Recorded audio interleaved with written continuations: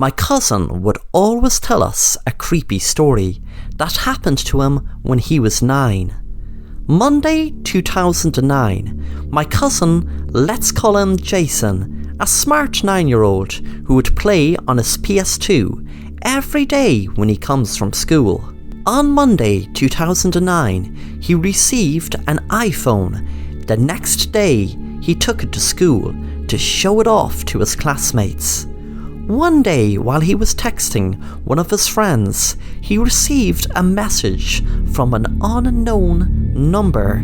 The text was 666, and it had a really creepy image of what looked like a demon. He thought it was some troll messing with him, so he ignored it. But the next day at night, he received the same message and picture. He was freaked out. A few minutes later, the same unknown number called him. All he could hear was someone whispering an address. My cousin blocked the unknown number. A month later, he saw on the news a boy who was brutally murdered in the same address the unknown number was talking about. He thanked God for giving him a bad feeling and not going to that weird address, because if he went, he'd become dead like the dead boy.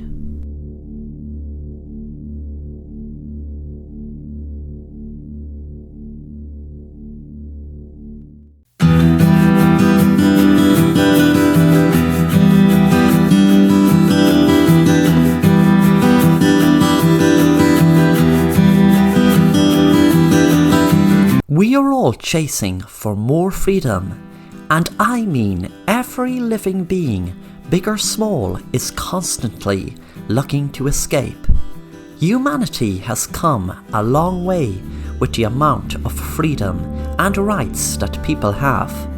A couple of years ago, slavery was the norm, and people were divided by the colour of their skin. Gender equality has come a long way as well, because it wasn't so long ago that women were restricted to being only mothers. So many famous male and female activists have fought for freedom for all human beings and are now being looked up to as heroes.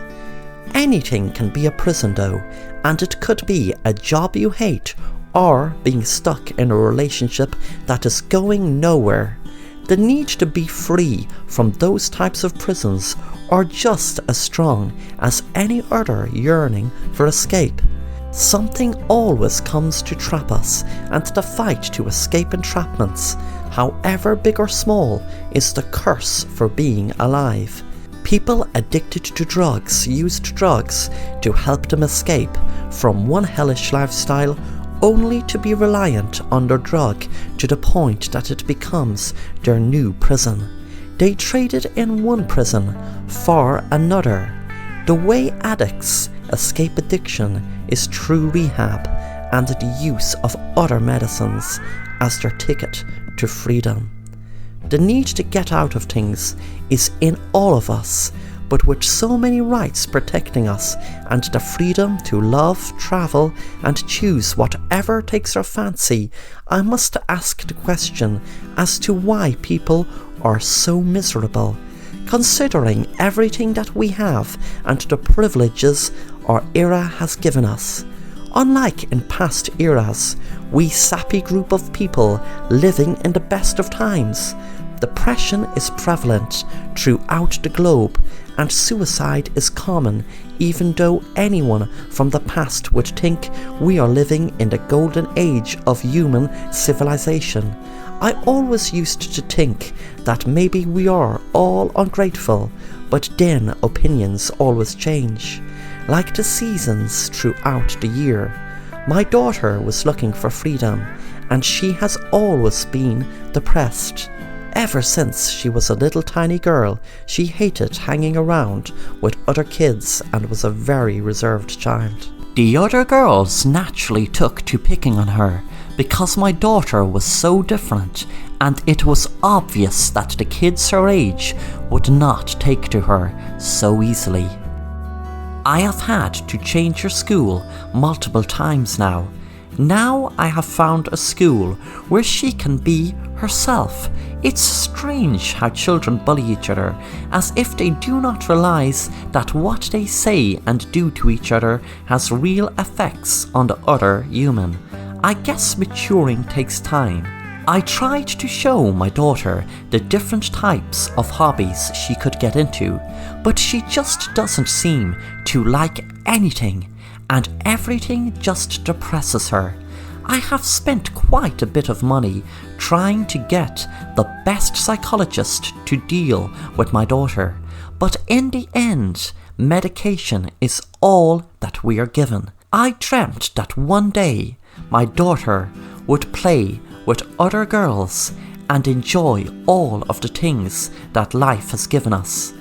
Then one day I awoke to my daughter laughing and chatting to someone outside our house, and as I looked outside, I couldn't believe that my daughter was socialising with someone. It was a woman I had never seen before, but my daughter seemed to connect with her somehow, and I was just so happy for her. When I tried to introduce myself to the woman talking with my daughter, she just simply walked away. My daughter had a smile on her face, like she felt relieved, and I asked her about the woman she was talking to, but my daughter just smiled and said, "Just a generous woman." Just like that, I started seeing my daughter hanging about with this woman. I didn't try and intervene, because for the first time my daughter looked so comfortable in her own skin. At the same time, an adult woman hanging around my daughter of high school age did always concern me. My daughter was smiling though, and I guess I had intentions of inviting this woman over to my house to try to get to know her. I mean, I have tried many specialists to get through to my daughter, and I wanted to know how she did it.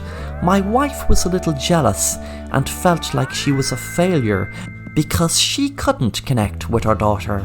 When my daughter went to school, she didn't want a lift. I received a knock on the door. There were two smartly dressed guys who were from the British Secret Services, and they had something serious to tell me. They showed pictures of the woman who my daughter had taken a liking to, and told me that this woman had died in World War II.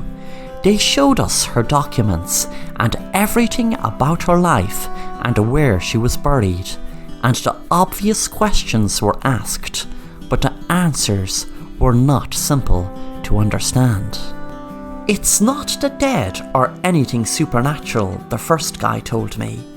"Do you believe in aliens?" the other one asked. "Aliens?" I replied. "We are not so sure how they came to our planet, but these aliens travel and feed off freedom. Our race is freer than ever before, and so these aliens can travel and feed so more than they could before," the first guy told me. "They use dead people as well to move around, as dead people are considered by them to be free," the second guy told me. I couldn't believe any of this, and I told them to go away, even when they showed me proof that they did truly work in the National Secret Service. I couldn't take any more of it. They gave me their card, and I was told to call them if anything started to escalate. As soon as my daughter came home, I banned her from ever seeing that strange woman ever again. My daughter started to cry and moan that it wasn't fair and that she really liked the woman. When I followed her into her bedroom crying and wailing, we were both in shock when that strange woman was suddenly in her room. My daughter screamed in terror, and I was just trying to catch my breath out of sheer shock that the woman who my daughter knew now looked like a hideous creature. The woman held out her arm towards my daughter, and even though she was talking softly, it echoed throughout the house. Do you want to be free from all of this, Julia? Come with us, and we will give you the ultimate freedom, the woman told my daughter. I then noticed that my daughter seemed to be in some kind of trance. Her smile was weak, and I grabbed hold of her to stop her from moving into the creature's arms. All my daughter could say was, I want to be free from all of this and everything else. Then, by some miracle, the two guys from the Secret Services had been keeping an eye on our family, and they rushed into my house. As they entered the room, all three of us dragged my daughter from her bedroom. I locked my daughter's bedroom, with the thing still trapped inside. As I did this, my daughter was in the living room. She was back to being shocked and scared. I finally believed the two Secret Service guys, and they explained more to me about the odd aliens from outer space. They said to me, these aliens don't just travel and feed off freedom, but they are made of it.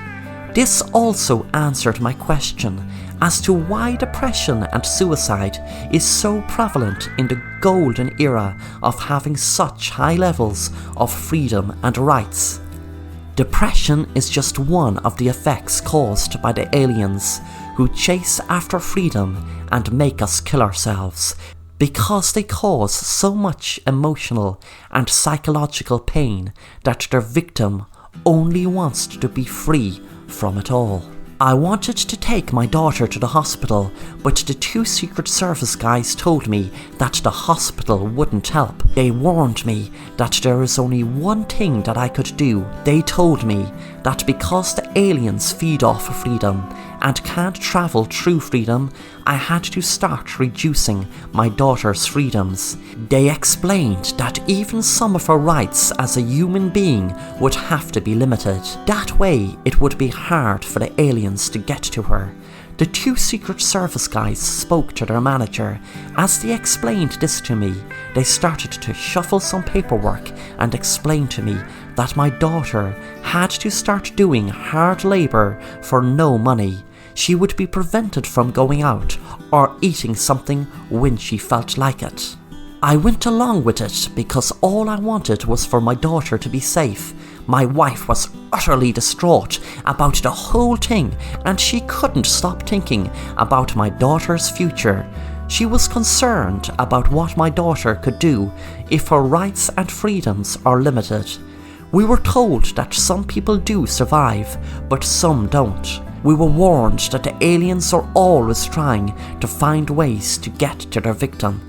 I had to take my daughter out of school and make her sleep down in the cellar and lock the cellar door.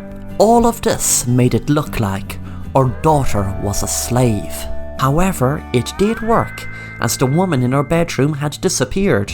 I would sometimes see the woman either in the market or some other place outside the home. Either way, she was far away from my family. At a later date, I had to force my daughter to go to work in a meat factory, where the owner was working for the Secret Services. The department in charge of the meat factory is a special secret government service department which deals with aliens and other creatures alike. The department have made all sorts of factories as a way of rehabilitation for people like my daughter whose freedom and rights had to be taken away due to the aliens. It was horrible, and listening to her cry, it also wasn't nice to smell her after a hard day's work. My daughter begged me to give her life back, but I couldn't, as I knew what would happen to her if I did.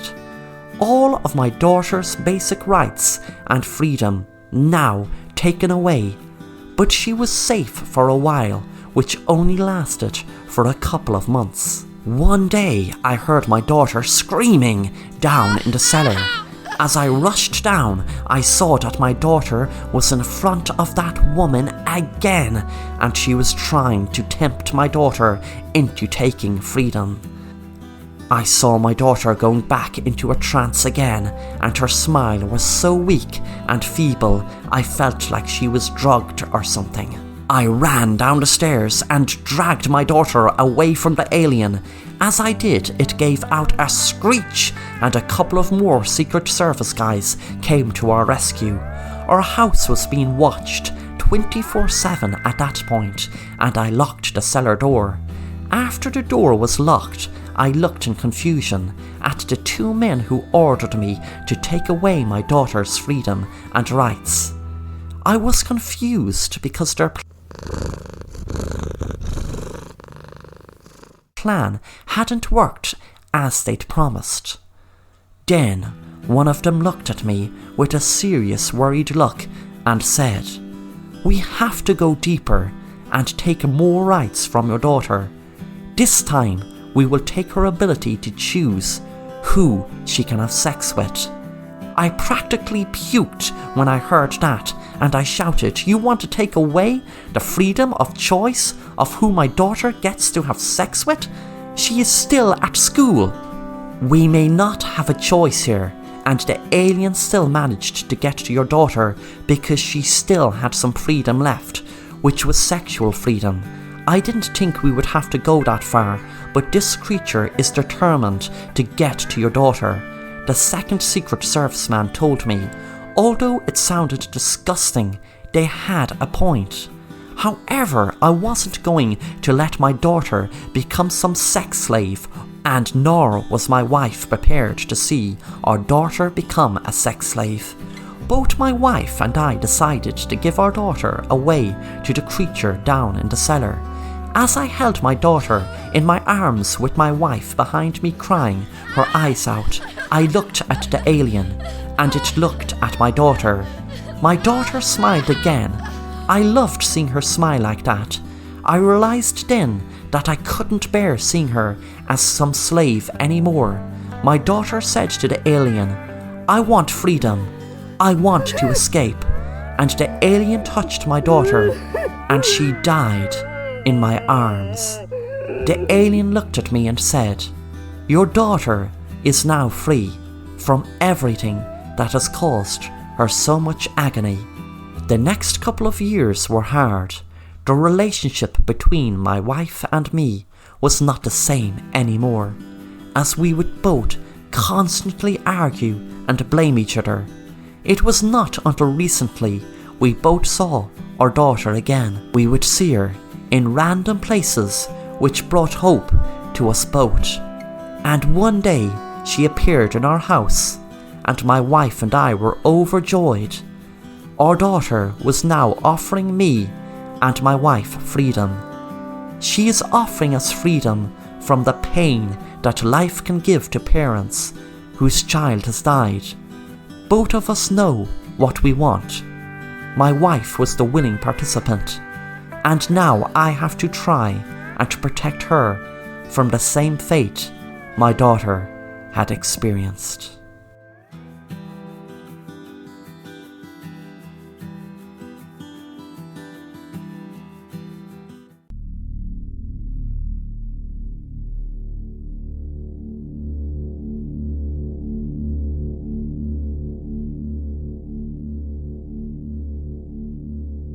Mike was a host of a very popular nighttime chat show called The Nightline. He had a lot of controversial topics discussed and strange callers. But one night in November, he had the most controversial call ever, which he could have never guessed before taking it, that it would change his whole life. He was chatting about marriages and couples divorcing, etc., One caller who called himself Kevin rang just a few minutes before the show was about to end and was speaking about his wife arguing with him over and over, and he asked Mike for advice on what he should do. Mike was put on the spot, especially as it was so near the end of the show, but he decided to go with telling the caller to go with his instincts. Mike meant if he felt like getting separated or divorced, then go with his instincts.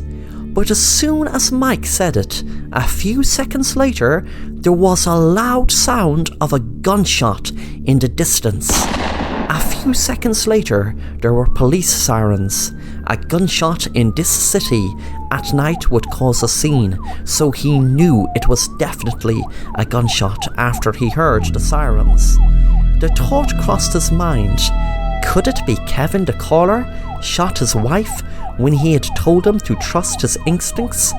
Was he some sort of lunatic who took his words for gospel and trusted his instincts even though it was to kill his wife in cold blood? He hoped that wasn't the case. A few minutes later, Mike exited the building, and there was a man that seemed to be soaked standing outside, as if he was waiting for someone. The man asked Mike for a light. Mike took out his light and offered it to the man, but the man said, "Could you light it, please? I've a problem at the moment with my arm." Mike said, "Sure," and lit the man's cigarette. Suddenly Mike jumped back as the man burst into flames and said, "My name is Kevin." He looked into Mike's eyes as he was burning to death right in front of him. Mike was stunned, shocked, knowing that it had to be Kevin, the caller who had just called him a few minutes ago. Within seconds, a police siren was heard, and they pulled up to Mike and the burning man. A cop jumped out and held the gun at Mike and shouted, "Stop! You're under arrest. Put your hands in the air where I can see them. You have the right to remain silent." The cop's voice was tuned out after that, as Mike was in a daze, knowing he was being arrested for the man's murder, and blamed himself for the man murdering his wife.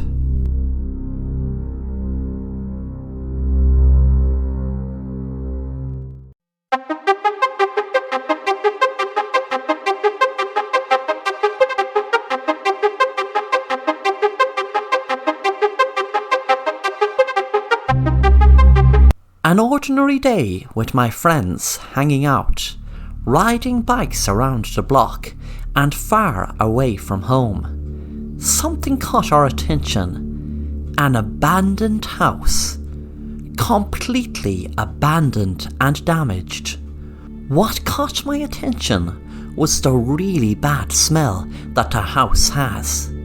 I planned with my friends to visit the house at midnight to finally find out what's the bad smell. It was finally midnight. I had already packed my supplies needed for this mission. I had a notebook so I can write notes based on what we see. When we arrived to the house had the door open.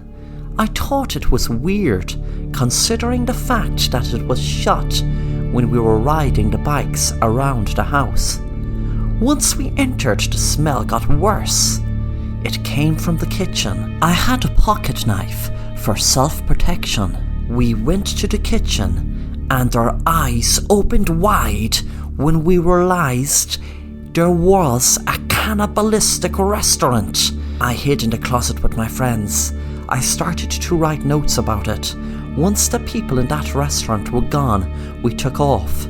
We called the police once we got home. They arrived a little bit late, yet they found a dead body outside our house, with a note that said, and a picture of us taking off.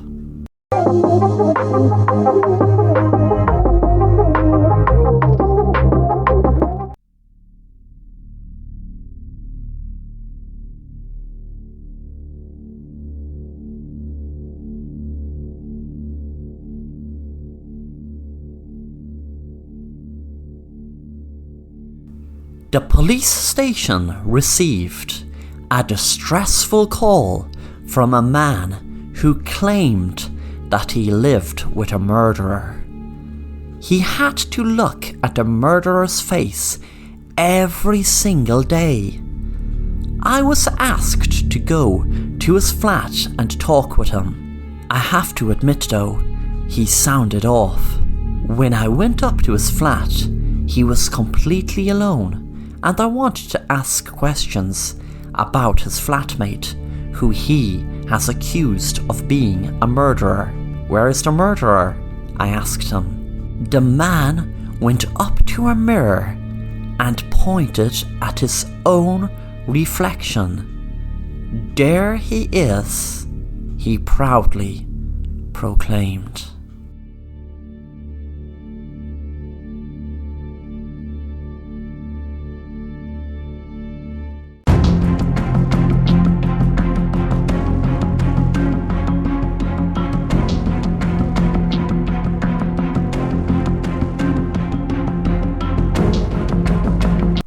My name is Simon.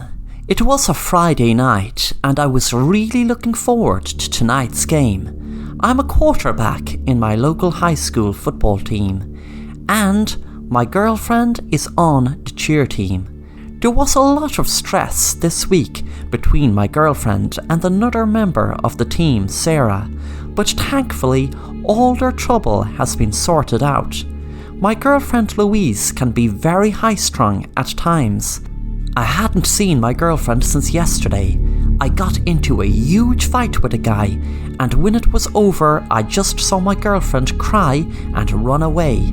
There must be something wrong with her phone, because when I tried to call, all I got was static. I was cheating on my girlfriend with Sarah, but my girlfriend never approached me about it, so I wasn't certain that's why they were fighting. And I know my girlfriend, and she would definitely approach me. It was time to kick off, and I was hyped up. We were playing our rival school, Moontown High School. Our team, Lime Street High School, were on top of their game this season, thankfully. But tonight's game was very important. The game started off very rough indeed. There were guys kept running for me, and it was like they were targeting me. To make matters worse, I had butterfingers because the ball just fell out of my hands once I caught it. These guys seemed to really have it in for me. I was exhausted at half time, and when I walked into the dressing room, everyone ignored me. I didn't know what was happening. Suddenly, I went out on the field and waved at my girlfriend, and she was ignoring me also and just started cheering with the rest of her team. It was after the game I felt like I was having a nightmare when my teacher got up to speak to everyone. Okay everyone, it was a decision made by the school council that we play this game in memory of Simon, and even though we were on the edge of calling it off, we decided to play the game in Simon's memory. He was such a great student and great player. I tuned the sound of my teacher out, as now I remembered getting hit by a yellow school bus, running across the road to my girlfriend, so excited to see she was talking to Louise. I tried for weeks to get them to be friends again, and when I finally did, I got hit by a school bus. But it was then I remembered a few weeks ago we were messing with a new kid in school who was into witchcraft and said if we wanted something to happen, we needed to sacrifice something we love. I then realised I made a pact with the new student to my girlfriend and Sarah be friends again. Then I walked up to my girlfriend and Sarah speaking.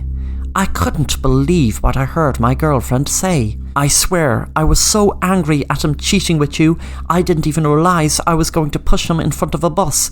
I didn't even see it coming. What if there was CCTV? I was wondering why I didn't remember her pushing me. Then the student from my school walked up to me and said, "Don't worry, this was all mapped out for you. Don't you see? I died too, but came back to life." I was shocked, wondering what he meant.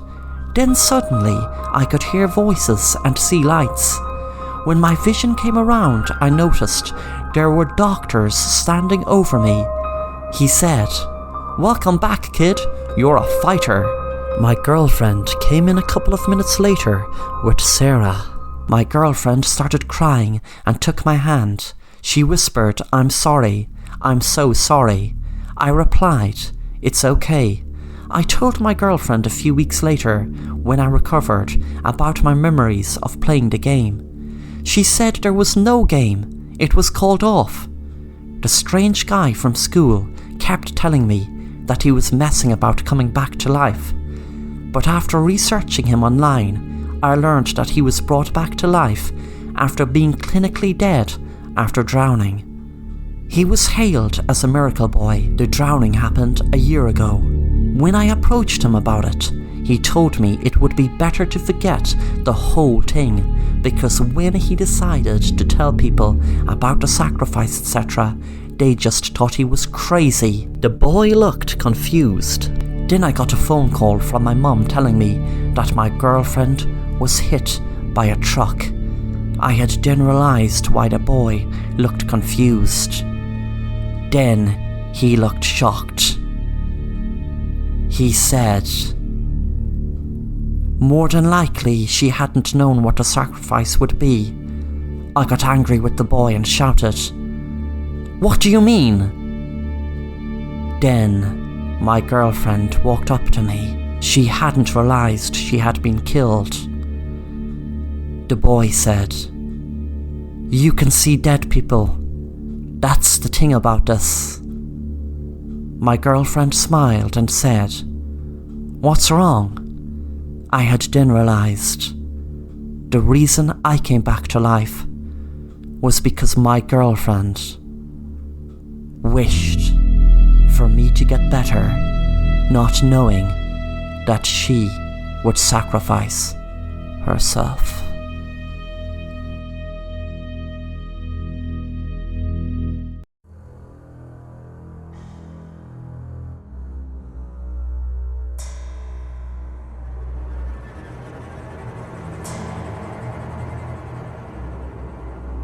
We moved to a new home.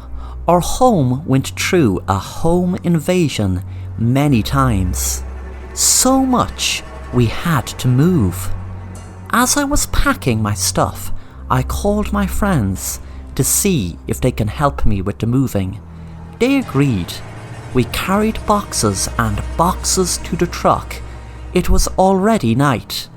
Exhausted, we agreed for a sleepover. As it was 5:08 a.m, I was awake, but I wasn't tired at all. The next day we went to the basement to carry more boxes and old stuff. What caught my attention was an old flip phone. I picked it up and went to my room with my friends to check it out. The flip phone belongs to a crackhead who lived in our basement. I went to investigate as soon as I read the messages. Then I heard a voice saying, "You found me. Congrats." I ran so fast, I told my parents and we called the police. Later, the man was found. His intentions were to murder my family.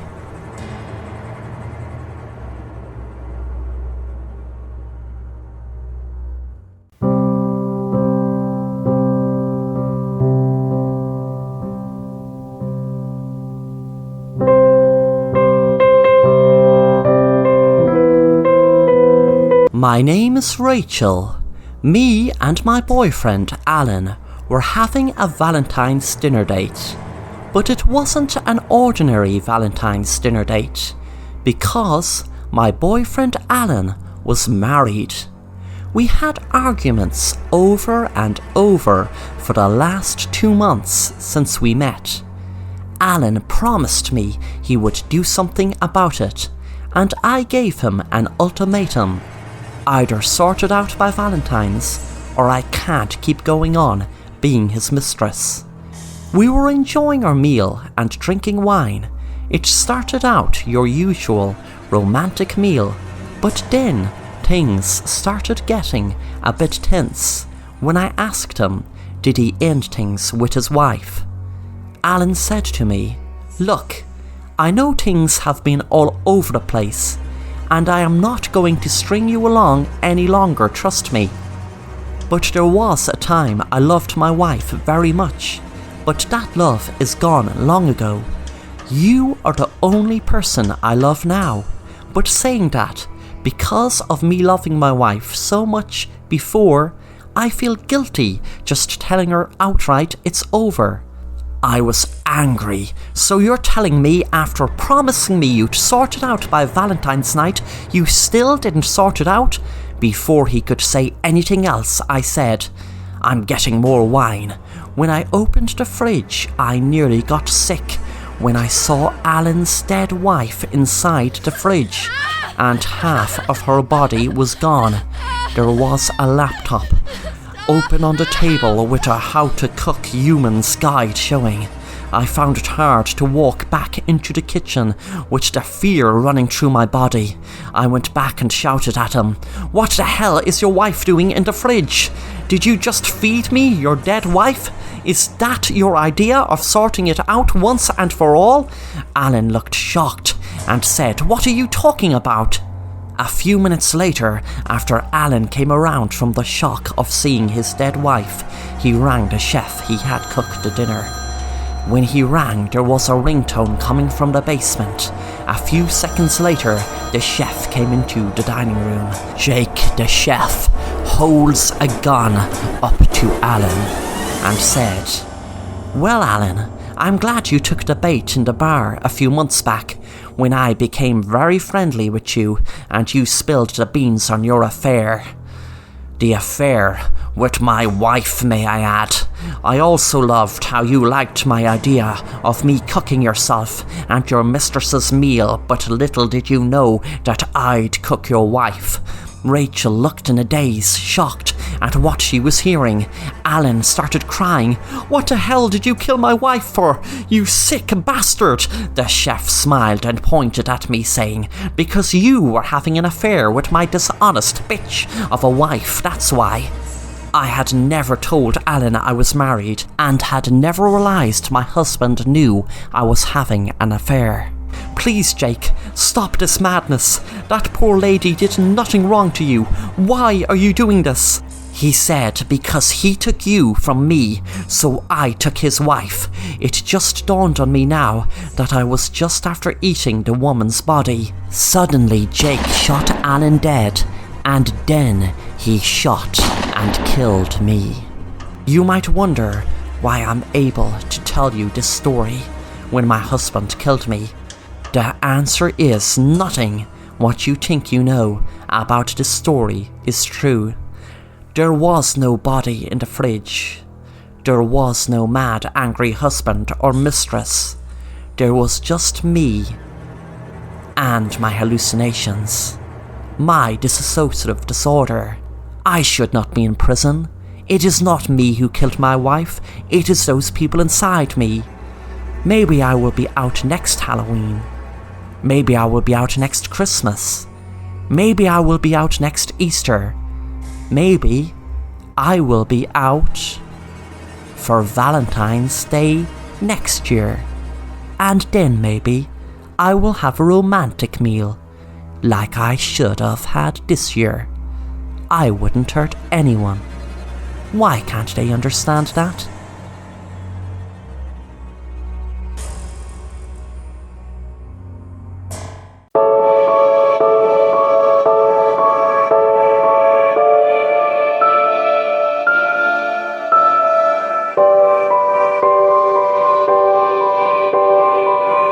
I was attending my church as always on Sunday, and we just had a small congregation, so there was 6 of us there, besides the pastor.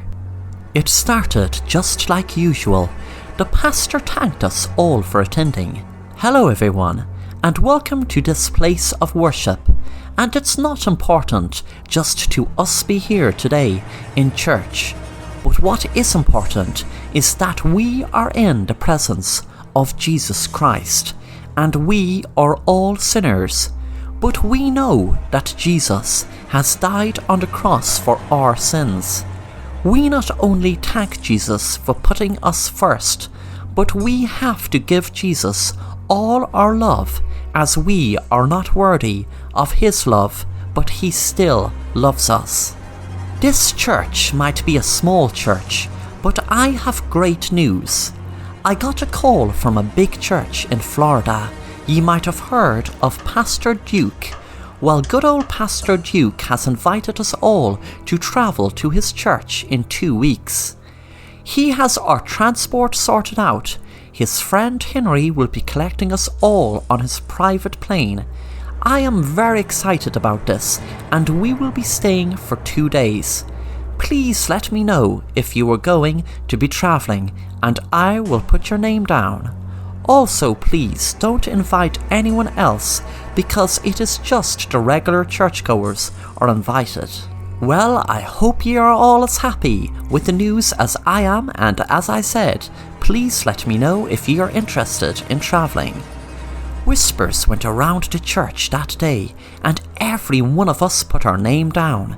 In 2 weeks' time, we were flying on our way to Florida. We were so happy, looking forward to meet Pastor Duke. Suddenly, the mood of the journey changed for the worst when the plane seemed to experience terrible turbulence. Then it got worse, and everyone started screaming as the plane was dipping straight to the ground. Then, I'm not sure how long later, the plane was in flames, and I was lying on the grass next to it. I wondered how I could have escaped the crash, knowing no one should have been able to escape the plane crash, as it was in bits and on fire. Then, suddenly, to my surprise and great relief, I saw the others lying on the grass behind me. We seemed to be in the most beautiful island. I couldn't believe any of us had survived the plane crash. Suddenly, there were people walk towards us, dressed in all white, and I was wondering, was I actually dead and in heaven? Then one of them spoke. "Welcome, everyone. Ye might be wondering where ye exactly are and what has actually happened. First, let me try to explain. Yes, ye should be dead right now, but the reality is ye are not. Ye all are alive due to a miracle, and well, there is no logical explanation that ye survived, only that the miracle of God has wanted ye to. Jesus has wanted ye to survive. Ye are in the Garden of Eden. Yes, historians have wondered for years and years exactly where was the Garden of Eden. But God has chosen ye to be here right now because ye have surrendered yourselves by putting God first, always, and he has given people the change of horror and torment and the blasphemy of what is experienced in the world. Ye have the change of eternal life. I was stunned and wondered, was I dreaming? We were hours speaking to the people dressed in white, trying to make sense of it. That night everything fell into place by what I overheard. I was behind a tree when I spotted 2 of the people in white speaking. This has gone perfectly. I wasn't sure would it work, but the gas that was left out into the plane to put him to sleep besides who was in the cockpit, it worked perfectly. It put them straight to sleep enough for us to land the plane safely and move them next to the plane after we had destroyed it. They are certain they were in that plane crash, which of course there was none. The other person said, "What are we going to do now? Don't you see? This is what the Eden brothers and sisters do. We will sacrifice them right here in this sacred ground, and we will have the Holy Spirit inside us and the gift of eternal life in the Garden of Eden." I froze in fear and waited for them to go. I had checked my phone signal earlier. There was no phone signal where we were. I wondered what could I do, so I decided to tell the others. Then we just ran and ran as fast as we could, hoping we could find someone to call help. Finally, we reached someone who had a phone signal, and they rang the police. But they just laughed at us, asking us what were we on. It was when I got back in the church next Sunday was when everything came back crashing down around me. Pastor Duke, who had invited us, was behind the pew.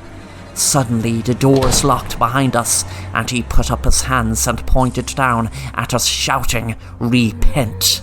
The whole church burst into flames. Luckily I escaped and was able to tell this tale, but no one believes me, even those that pretend they do. I know deep down they don't. Worst yet is I am being charged with arson for the church burning and the murders of everyone in it.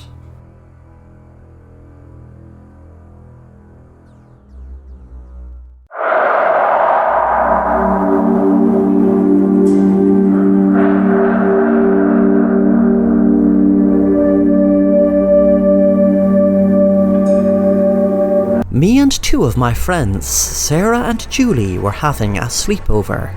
My parents were out until around midnight. We were kind of bored, so I decided to us play a simple game called Bloody Mary. It was a local urban legend where if you looked into the mirror and say Bloody Mary 12 times, she will appear. That was about it really. I didn't really believe any of it would happen, but I wish we never ever played that game. Let me tell you why. We had decided to play it, and we were all standing in front of a mirror in the bathroom. We all said Bloody Mary 12 times. Bloody Mary, Bloody Mary, Bloody Mary, Bloody Mary, Bloody Mary, Bloody Mary, Bloody Mary, Bloody Mary, Bloody Mary, Bloody Mary, Bloody Mary, Bloody Mary. We felt kind of creeped out, except nothing happened. But then we all jumped when the door behind us opened, and all I can remember was screams. I ran out the door and down the stairs and out of the house. I rang my parents and they came back home quickly. When my parents came back, they collected me from my neighbour's house where I was staying at. When we all walked into the house, the police were already there. But the worst part was two of my friends vanished into thin air. They were never found. Years later, I was getting ready to go out on a date when I got such a shock. I walked into my bathroom and saw written on blood or lipstick, I'm not sure, but it was written on the bathroom mirror, "Bloody Mary is watching you." I froze, wondering who would do such a sick joke. Suddenly I heard movement behind me, and there was a woman covered in blood jumped from me. I screamed in horror. Then she stuck a needle in my arm, and a few minutes later I came around while strapped to a chair. My mouth was gagged so I couldn't scream. Another girl walked in, covered in blood. I wished I never ever played that game Bloody Mary. And then I wouldn't be in my living room strapped to a chair. The woman began to speak. "Well, do you know who we are? We are your two friends who you abandoned years ago when you ran out of your house, and it was your idea to play that stupid game. We were kidnapped by some psycho who held us in his basement and treated us like animals, but thankfully we escaped, and now we are going to give you the punishment that you escaped all those years." My friends both held up a big knife, and I knew I was about to be killed, but suddenly I heard a noise in the background. A man appeared. I felt relief. The man must have heard the shouting and came to save me. Then my heart sank when I realized by the girl's reaction It was the madman who was keeping them captive. I am now in a dirty cold room where I don't know exactly where, but I hope someone picks up this letter, as I found a pen and paper hidden in the wall, maybe by other hostages. I am throwing this through the wall, so if you pick it up from the outside, through this hole that I throw it to, you will know exactly where I am. This hole in the wall could save my life. Lucky it is just big enough to me squeeze through this letter. If you do find this letter, please call the police and tell them, get me right away. This man is crazy, and it's only a matter of time before he kills me. He has already killed my friends for trying to escape. Please, please, someone help me.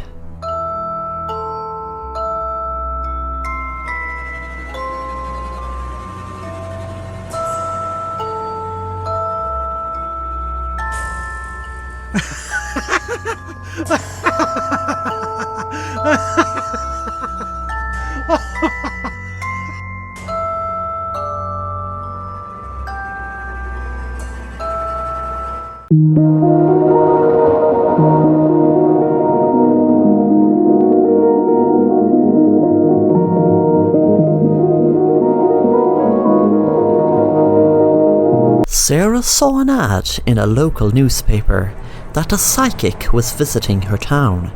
Gypsy Jane Doe. She always was very interested in psychics, but never got a chance to visit any.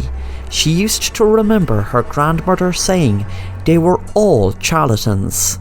Sarah decided to visit the psychic the day she was in town. She was nervous the psychic was going to say something she didn't like, and something she would be very afraid of. When she was sitting down in front of Gypsy Jane Doe, she was nervous. There was like a weird energy in the room.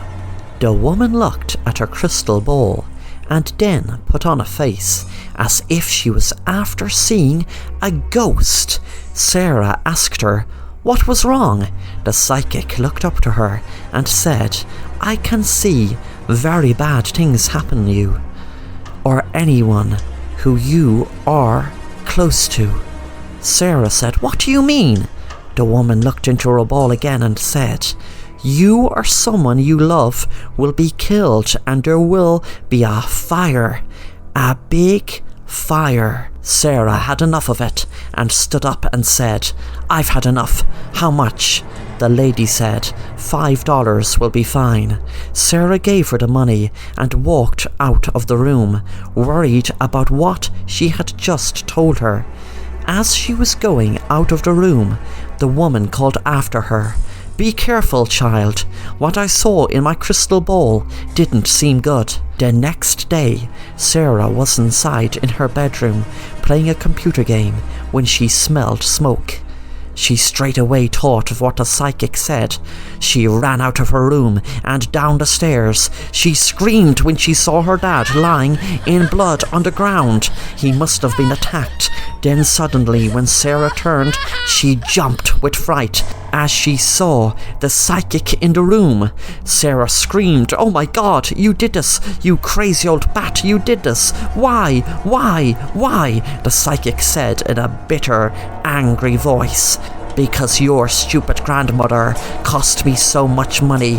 I used to be on the pier in this town all summer long and used to make a great living until your grandmother stuck her snout in where it doesn't belong and started spreading rumours telling people I was a charlatan, that I had no psychic powers at all. Before long, everyone nearly stopped coming to see me. Only a few odd tourists that didn't hear the rumours, and before long they were gone. There would be no return visits. I ran out the door and called the police. They arrived and arrested the crazy woman. I couldn't believe how lucky I was that the fire she lit went out before it made the whole house go up in flames. I promised myself I would never again go visit a psychic.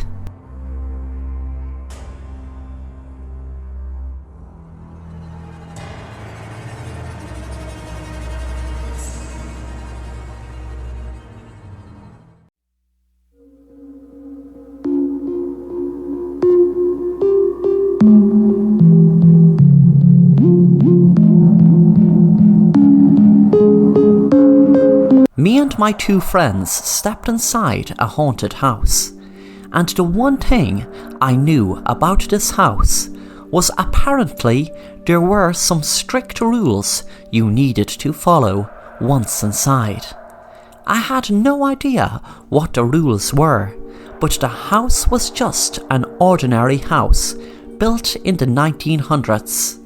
My two friends were Samuel and Connor, and we were all fans of haunted houses.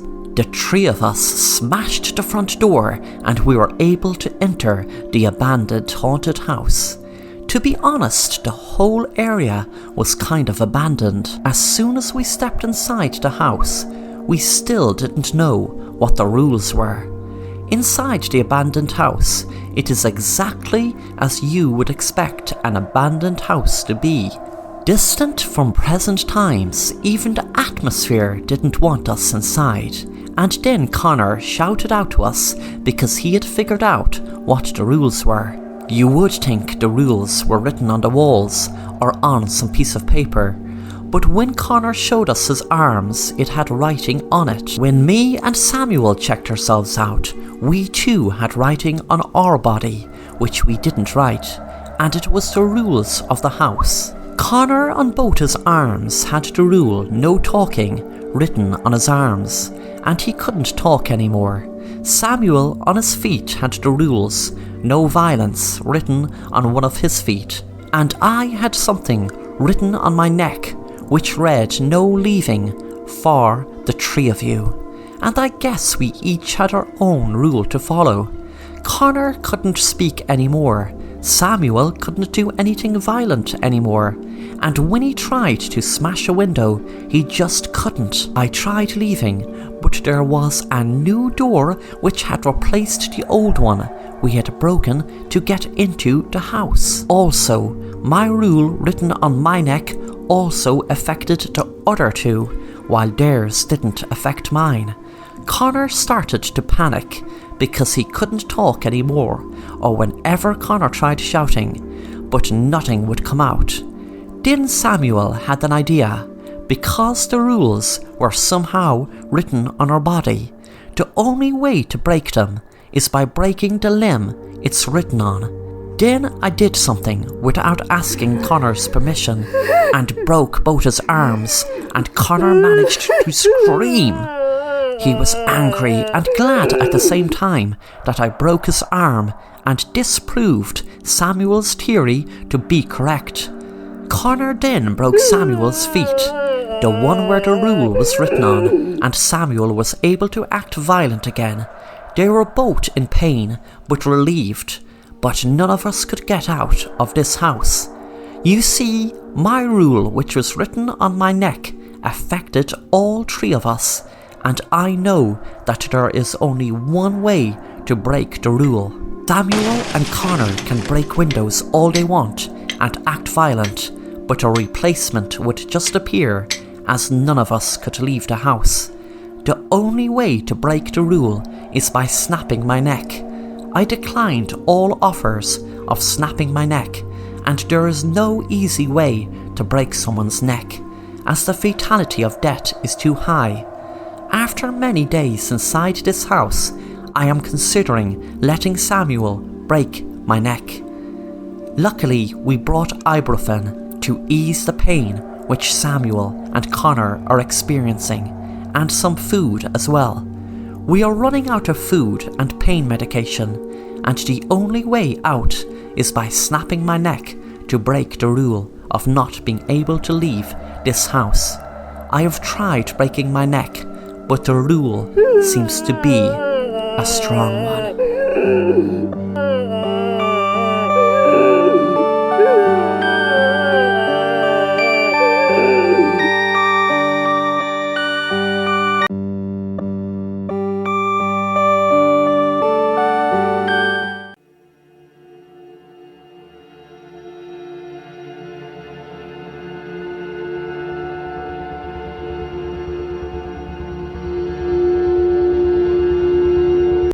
Jason was just home from work and turned on the baby monitor, smiling looking at his wife and baby upstairs. He could still see how beautiful his wife looked, and still fell as in love with her today as much, if not more, as the day they met. It was love at first sight for him, so he tells her anyway. But whether it was love at first sight, it definitely is love now. He was about to walk upstairs to his wife and baby when there was a knock on the door. He answered it and couldn't believe his eyes when his wife was standing at the door right in front of him. He felt a shiver run up his spine, wondering if his wife is standing at the door, then who is upstairs with his baby? Mary Jason's wife asked him what was wrong. He said, "I don't know what's happening or how, but I was just watching you on the baby monitor, and then you knocked on the door." Then suddenly Mary put on a face like she was just after seeing a ghost. I turned around and saw at the top of the stairs a woman that looked exactly like Mary. I felt a shiver run up my spine again. Suddenly, my wife ran up the stairs, shouting, "Get away from my baby, you maniac! Get away!" There was a fight between my wife and the woman, and suddenly my wife pushed the woman downstairs. She was dead on the impact of her head against the wall. My wife explained, "Jason, you know I love you, and you know that you mean everything to me, but that woman is my twin sister.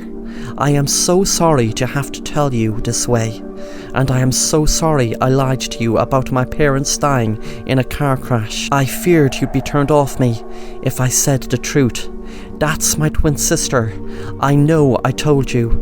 I never had any sisters, but I just didn't want any complications. My parents could never tell us apart. It made me sick we looked so alike. But we were so different.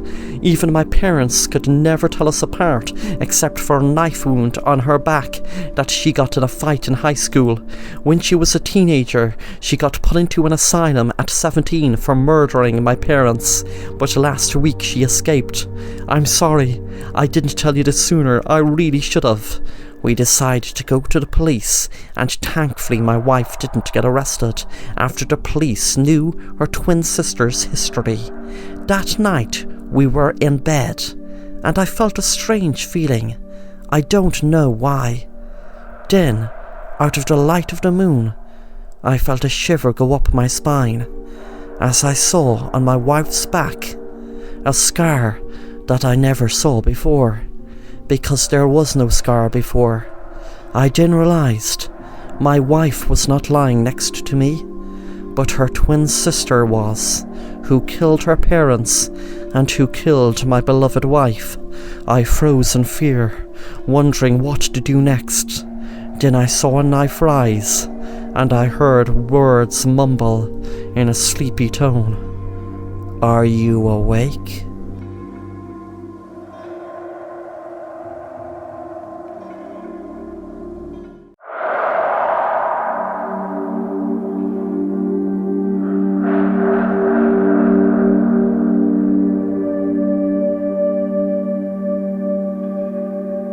Back in 1883, there were 5 prospectors, including a man called Alfred, travelled towards Gunnison in Colorado in the high hope of being lucky enough to find gold. The travellers found themselves with very low supplies, and to make matters worse, they were exposed to relentless freezing winter months. They tried their best to battle the freezing cold, but it turned out that their only option was cannibalism. This led to murder. Alfred was the sole survivor and was convicted on 4 counts of murder on Friday the 13th, April 1883. Packer's defense was that his fellow travelers had turned hostile towards him and he was forced to kill them, and the only reason he ate their bodies was out of necessity. Whether it was true cannibalism or out of bare necessity, Alfred was convicted on Friday the 13th.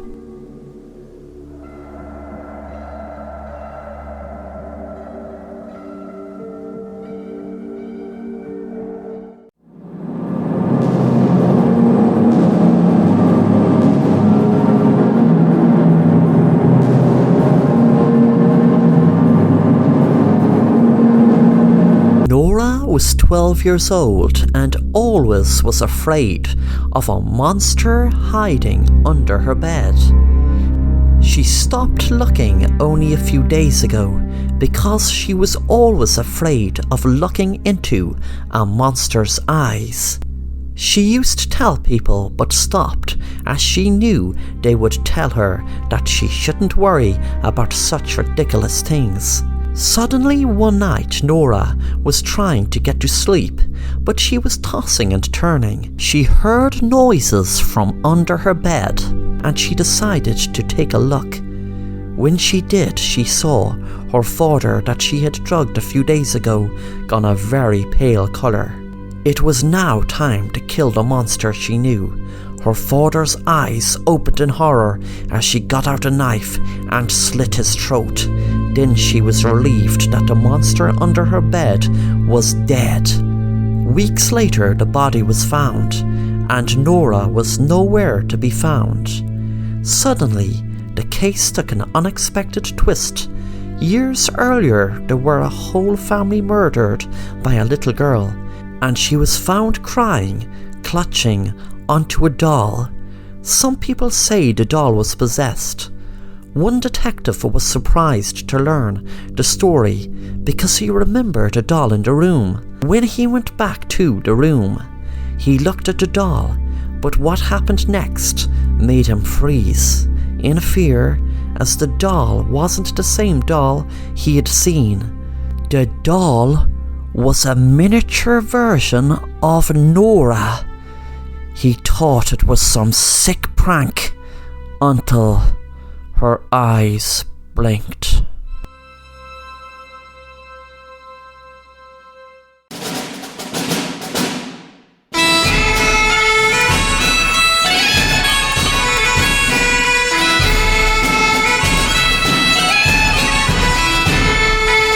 Simon always, as long back as he can remember, always wanted to go to the St. Patrick's Day parade, but his drunk father never allowed him. His father used to stay at home all day drinking and getting drunk.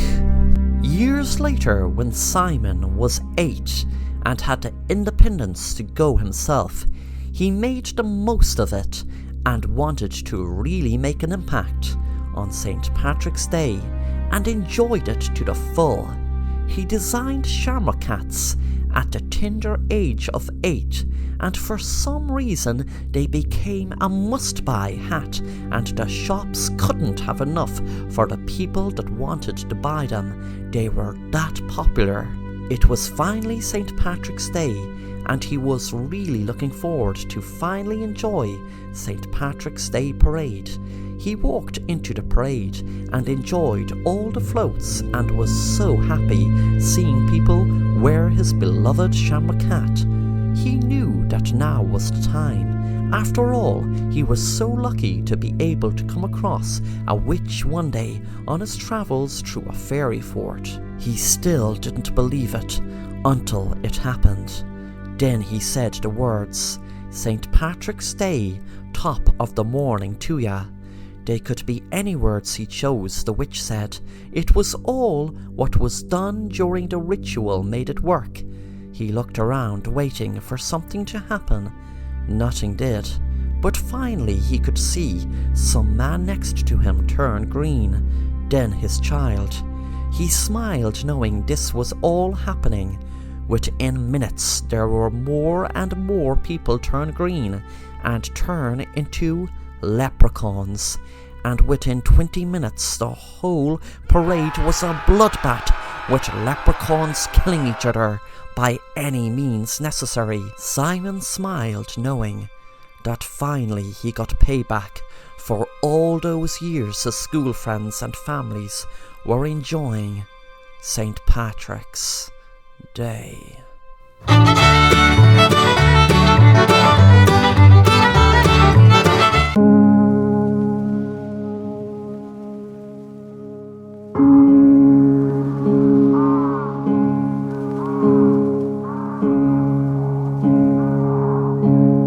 My parents weren't happy with where we were living. We wanted a new start, so we moved to a new town called Maple Heights. It was a nice town. Most people were friendly. I moved here when I was 10. I met this same kid who lived on the same street as me. He seemed to be the same age as me, but I never saw him go to his house. We became best friends. We always hanged out and played at my house. One day, I asked him if we can go to his house today. He told me that's not a good idea because his grandma was sick.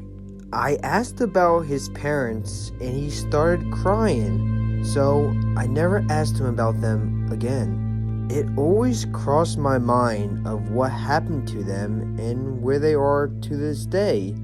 But I didn't want to see him cry again, so I left it alone. It's now 8 years later, and we have just graduated high school. I've never been the one to drink or throw parties, but my parents were out of town this week, and my friend kept begging me. So I told him I'll throw a small get-together. I said it would just be me, him, and some of our close friends. He smiled and agreed. It came to that time when the party would come. I was only expecting a couple of people, but instead, a bunch of people came. I was getting pretty nervous because my parents were coming home the next day and everyone was drinking. Stuff was getting knocked down and the house was a mess. I got mad at my friend for inviting all of these people. And my friend told me that he wanted me to make more friends before he had to go. I was the kid who always did my schoolwork and never had any fun. So tonight, I told him I would let loose if he helped me clean up before my parents got home. He agreed. I felt pressured to drink, so I tried it and then I started partying and drinking some more. Before I noticed, I was waking up and everyone was gone. I quickly looked at the time and realized that my parents were about to be home within 10 minutes. I started to panic because I still had the whole house to clean up. But when I checked the house, it was completely clean. I was so confused. I then found a letter from my friend telling me that he cleaned everything up and apologized that he had to go and that he would never see me again. I was very confused, so I tried calling him, but then I realized that he never had a phone. I then went to go visit the house my friend told me where he lived, but I was never allowed to go. I went over to the house, and it was a creepy looking house. I rang the doorbell, and no one answered. I saw that the door was open, so I went inside. The house was abandoned as if nobody has ever lived there. I heard some weird noises, so I ran out of the house. I came back home and decided to look up my friend on the internet and on all social medias. I came across an article of my friend and of his grandma. The article said missing 10-year-old boy who was never found. The article was from 8 years ago and was just recently updated. It said that the boy was never found. I said to myself, this is really weird. Then I looked at the date and it said 1847. I couldn't believe what I have just read. I asked my parents about that house and they said that a family of a 10-year-old boy, his grandma, and parents all were killed in the house. I asked my parents how. They said the boy killed his whole family, then went missing for 8 years.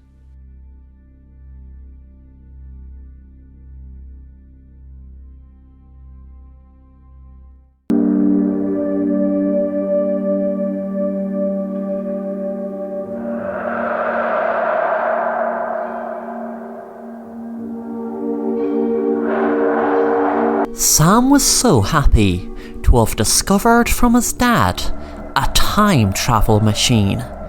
It was nothing fancy or big, just a watch. You set the time and press a button, and within seconds you whizzed either back in time or forward. He always was a big fan of JFK, but never got to see his inauguration speech, so was very happy to have a chance to travel back and see it and experience it in real life. He put in the time and date, and within seconds he couldn't believe it. He was actually standing in the middle of the crowd listening to John F. Kennedy give his inauguration speech. Twilight struggle, year in and year out, rejoicing in hope, patient in tribulation, a struggle against the common enemies of man, tyranny, poverty, disease, and war itself. Can we forge against these enemies a grand and global alliance, north and south, east and west, that can assure a more fruitful life for all mankind? Will you join in that historic effort?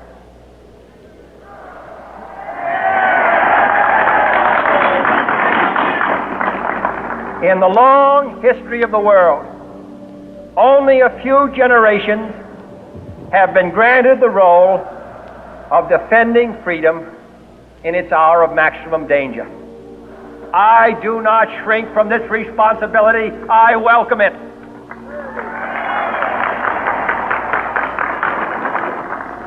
I do not believe that any of us would exchange places with any other people or any other generation. The energy, the faith, the devotion which we bring to this endeavor will light our country and all who serve it. And the glow from that fire can truly light the world. And so, my fellow Americans, ask not what your country can do for you, ask what you can do for your country.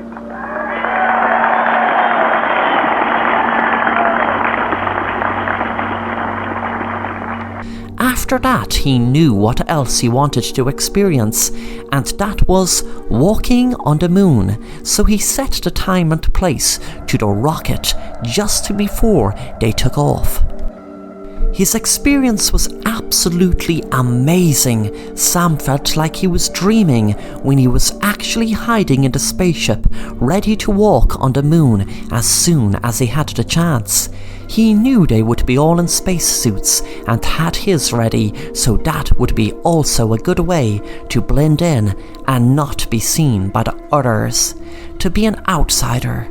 Everything was going great until when Sam was walking on the moon. Somehow his time travel watch came off with a gust of air. He hadn't realized until then that it was the rocket taking off to go back to Earth.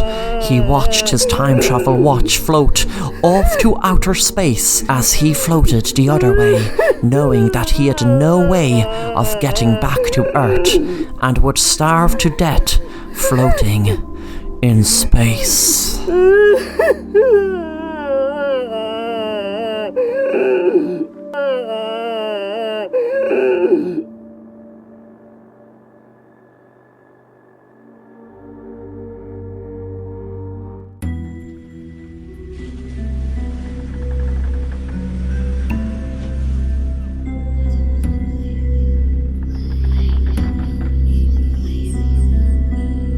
I was over my friend's house, who I haven't seen in a while. We were bored, so I asked if he wanted to play hide and seek. He said sure. I told him that he can go hide first. He said okay, and I started counting. 3, 2, 1, ready or not, here I come, I said. I started to walk around the house. It was an old and creepy looking house. As I'm walking around the house looking for him, I notice a big picture frame that is crooked, so I go over to it to fix it. But then, it falls right over. But there was a secret entrance where the picture frame was that fell. My eyes were wide open, and I think, wow, this is amazing. He must be hiding in there. I enter in, and I just see a bed. It's a mess though, and it smells. But my friend isn't down here, so I went back to where the picture frame was, and I left, so I could continue to look for my friend. I walk further down the hallway, and I find my friend. I see you, I said. He says, oh man, how did you find me? I told him that I just saw him. As we're walking back, I told him that his secret room was pretty cool. He stops and looks at me very weirdly and says, what weird room? He seems to be so serious, so I laugh and tell him, your secret room behind the picture frame, silly duck. His face lit up as if he was frightened. At this point, I knew he wasn't kidding around. He says that we need to get to our parents. So we find my friend's parents, and my friend tells his parents of the secret room. They ask me where it is, so I go and show them it. They told me that this was never part of the house when they brought it, so they call the police. I then go home. I'm getting ready for bed, and right before bed, my friend calls me. He says that the police found out that there was someone living down there this whole time. I asked him who.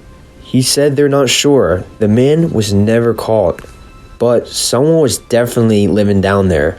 I think to myself, maybe it's some homeless old man. But then my friend tells me that the person down there had knives and a picture of me and my friend from years ago. It's like he was going to try to kill us, and which means he's been living down there spying on us for the last couple of years. My face lit up in fright and wonder what would have happened to me if he was down there when I went down there while we were playing hide and seek.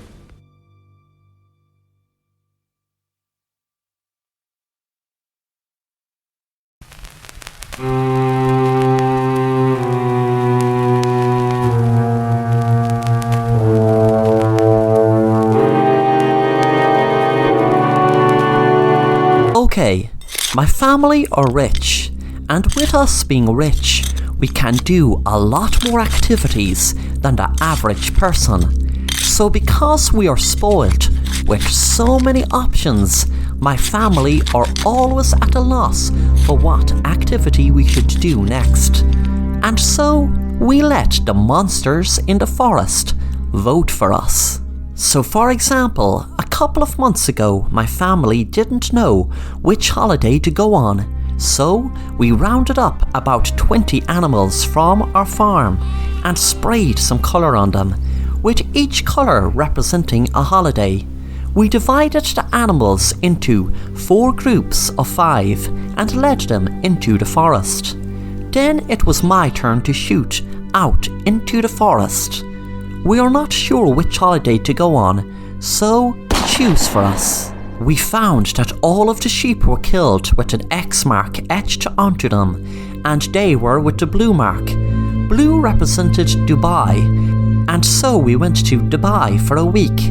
Then yesterday my mother shouted out to all of us when she thought she saw someone trespassing into our property. My father went out with a gun, and then he saw a couple of thugs running into the forest. When my father gave some shots into the air, each thug was wearing a different coloured top.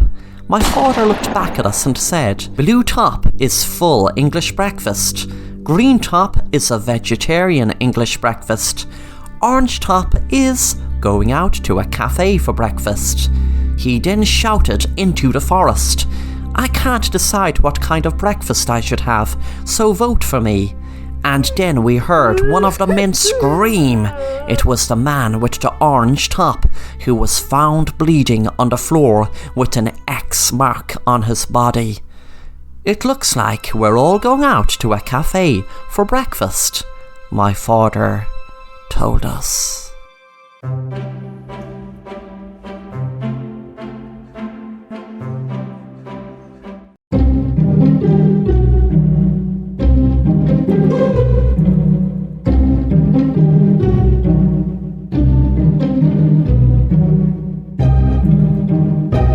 I worked some extra hours and was finally on my way home. It was late.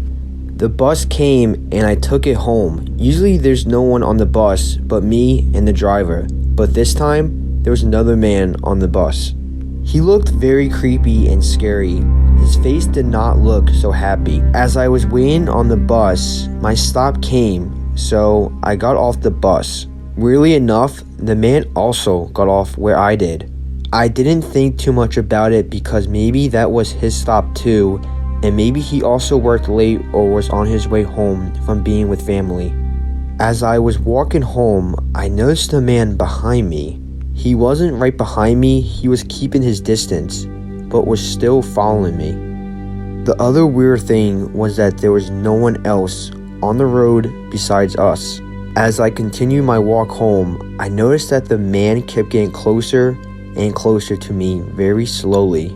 I felt something wasn't right, so I decided to run. I ran as fast as I can. Then I looked back, and at first, I don't see the man. Then, one of the lights on the road lit up, and there he was, under the light. He then starts to come at me. He's not running, but he's tiptoe dancing towards my direction. It was so creepy, and I was so scared, so I ran straight home and didn't even think to look back. When I got to my door, I looked around me and saw no one. Good, I said. I think I lost him. I enter my house and go straight to bed. But before I do, I look out my window. And sure enough, there he is under the streetlight. With that creepy grin smile looking straight at me, I immediately closed my curtains, then opened them back up again. And surely enough, he was gone.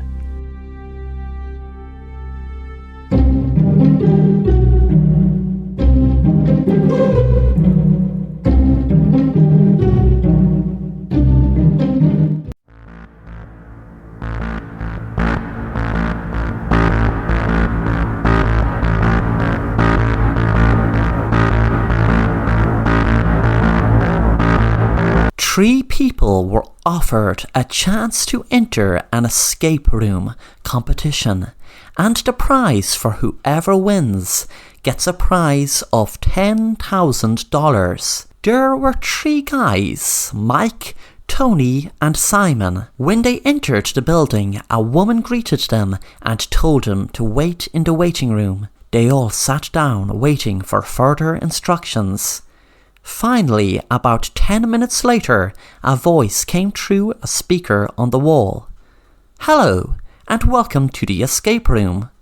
There are simple rules. You will have to kill each other, and whoever survives leaves the room with $10,000 and, more importantly, their life. They all started laughing until the voice came again. Ye have 10 minutes to kill each other. If ye don't begin now, then one of ye will be shot dead when the counter ends at O. They were confused, wondering could this be true. When the counter finally reached O, they were shocked as Mike was shot in the head. Simon and Tony knew what they had to do. They had to kill the other to survive. Tony pleaded with Simon. Look, this is crazy, man. We need to find a way out of this room. Simon said, I know, let's look. An hour passed and they were exhausted from going through every part of the wall, not finding one single escape route. Suddenly Simon couldn't take any more and picked up a brick that was on the ground and banged Tony's head over and over, bashing it in, knowing he was dead. Then he started shouting, Ye sick bastards, let me out, I'm the only person alive. He heard something move behind him, guessing it was the door to let him out. But there, standing in front of him, holding a knife, was Mike. He couldn't believe his eyes, because he just saw Mike being shot through the head. Mike smiled and said, I know you're standing there shocked, wondering how I can be alive after getting shot in the head. Well, the reason is because there wasn't a real bullet, silly. That was a soft ball full of blood. I am the mastermind behind this game. I love to see what length it takes for another human to kill. Simon began to scream, but couldn't open his mouth as Tony stood up from where he was lying in a pool of blood and said, "My goodness, why didn't you check to see that was a real brick? That brick was a soft prop full of fake blood." Then Tony shot him in the head with a real gun, and Mike hit him over and over in the head with a real brick. Then he said, "This is a room where we escape our troubles. This is the ultimate escape room."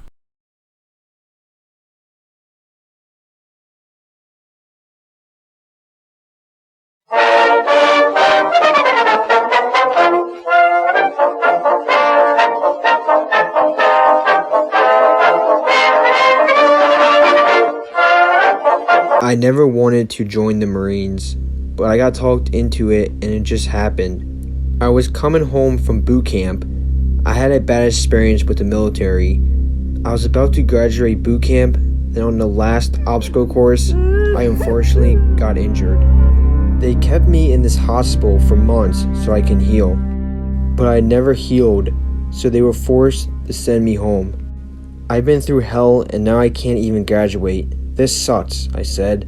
I wonder what my parents would think. On my way home, I really felt as if I let them down. But more, I let myself down, and I was embarrassed for not passing. I finally got home, and everything was different. My parents gave me a look of dissatisfaction. My sister was telling me how hard it was for everyone since I was gone. She told me that during dinner, my parents kept saying, "I hope our son is doing okay." My sister told me how depressed they and she became because of not having me in their lives. She told me that they would cry at night because she had no one to talk to, and that she would go into my room to talk to me, but then realize I wasn't there, and she would lay on my bed and start crying. She told me that they never ate dinners as a family, and most of the time they weren't home. They would work extra hours. She told me that I was the light in our family, and I was what brought everyone together. They made me feel happy after everything I was going through. What I learned is that the Marines isn't for everyone. You can take this as anything else. Just because you try something, that doesn't mean you are going to exceed. But it's the effort that counts, and now you can know your limits and goals in life. It's been a couple of years. I found a pretty good job. I've always had thought of joining the military again, probably a more easier branch, but it just never happened. Between work and school, I've been extremely busy and thought maybe the military just wasn't for me. One day, I was going through my old stuff and I found my letters of when I was in boot camp. I read the letters and started crying. I felt like I let everyone down, including myself, because the letters said that my parents, grandparents, siblings, aunts, and uncles all believed in me, and I failed them all. I then hear someone knock on the door. I go to the door to open it, and it's my drill instructor. He looks at me and smiles. He says, "We have unfinished business left." I look at him in confusion and think, and I remember, I never got injured. I found out the military secret and what they were going to do to me. They never liked me, so they were going to try to kill me. I never got injured by accident. I got pushed from behind and was expected to be killed. But I unbelievably survived, and I was going to tell everyone, but they brainwashed me into thinking that I got injured, and then they sent me home. I looked at the date and saw that it's been exactly 3 years. Then I realized that the brainwashing wore off every 3 years, and that they were here to brainwash me again so I wouldn't remember. The drill instructor then takes me before I can get away, and I wake up on my bed. It's 9 a.m. I'm eating breakfast with my parents, and I tell them, I had the most strangest dream, and I feel like there's something I need to tell everyone. They ask, what was it? I answered, I'm not sure. I forgot. I just remember that it was really weird, and it was about the military. Oh well, I said. It can't be that important. We all laughed and continued eating our food.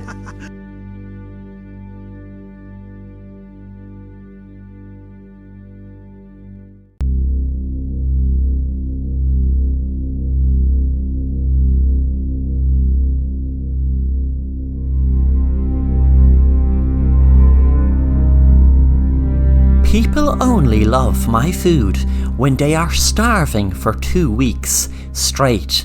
And I know that sounds ludicrous, but I am starting to get known by this very reputation. I have always loved cooking, but ever since high school I have been belittled and mocked for being a terrible cook. I have read and watched every cook show and have always tried to excel at cooking. But unfortunately, I never really had the gift for it.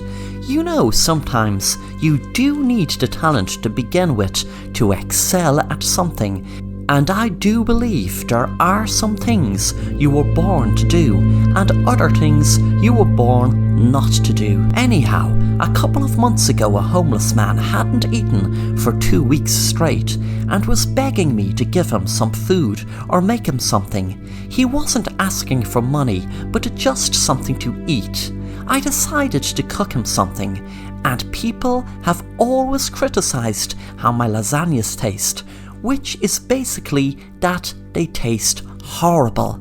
I have become numb to the downward criticism of my food at this point. But when I gave my homemade lasagna to this homeless man, he absolutely loved it. I couldn't believe it. He said it tasted so nice, but when I gave it to a friend of mine, he didn't like it at all. Then I found another homeless man who hasn't eaten anything for 2 weeks, and I wanted to make him something. I made him one of my homemade burgers. People have made some harsh comments about my burgers, and once when I tried to do a barbecue for my friends and families, they all ordered takeout instead after taking one bite of my burgers. This homeless man though ate it straight away, and he was so grateful as well. He said there was nothing wrong with my burger, and it was absolutely amazing. A bulb had glowed inside my head, and it's only when people haven't eaten for 2 weeks straight they will love my food. So I invited my friend over, and I tricked him into getting trapped into my cellar, where no phone signal or any kind of technology works. It's one of those places where no signal can get through. I shouted through the door to him that after 2 weeks of eating nothing, he will love my food. He kept on shouting at me to let him go, and he was calling me crazy. I kept telling him that I wasn't crazy, and that after 2 weeks he will love my food and regret ever calling me the worst cook in the world, that I was born to cook. Then I had an idea that if people can only love my food after 2 weeks straight of not eating, then imagine how much more they would love it if they starved for 3 weeks or even 4. The idea was just amazing, and I wanted my friend to absolutely love my food, that I may leave him down my cellar for a month or even 2 months. My friend is going to love my food after so many weeks of starvation.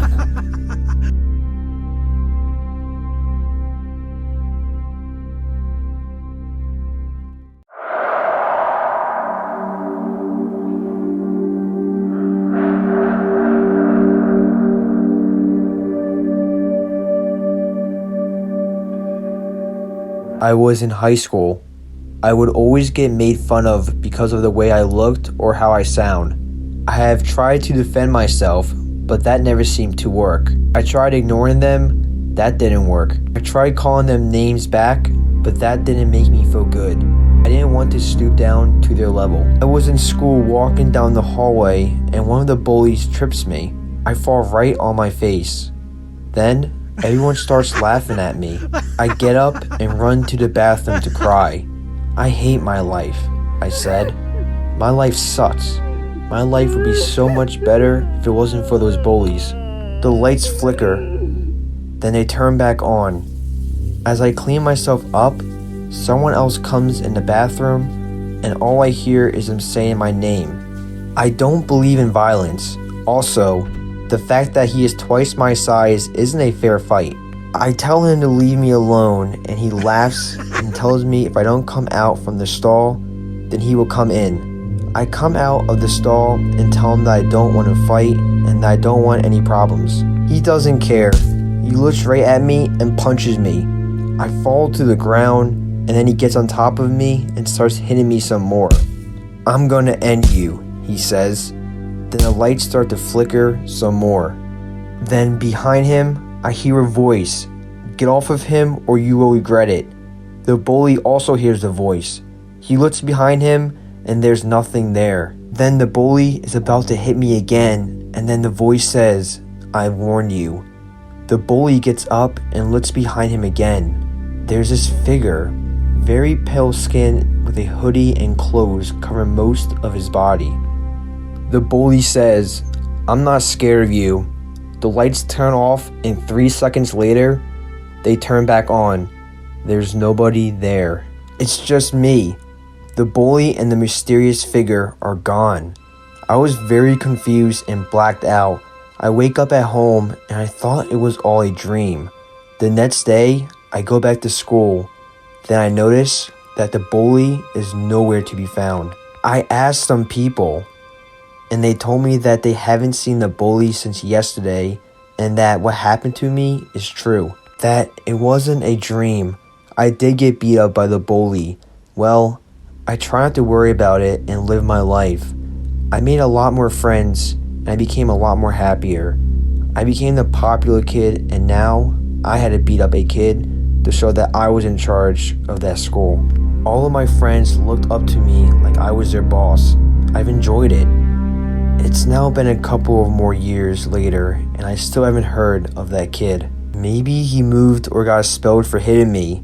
Whatever happened to him, it was for the best.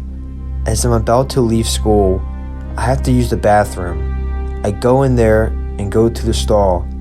As I'm using the bathroom, I hear a voice. The same voice I've heard when I was getting beat up by the bully. The voice said, "I liked you. It's a shame that you are a bully." I didn't think too much about it. Then it hit me. "Oh no," I said. I try to run out of the bathroom, but then the lights flicker, then turn off for 3 seconds. Then turn back on, and there's nobody there.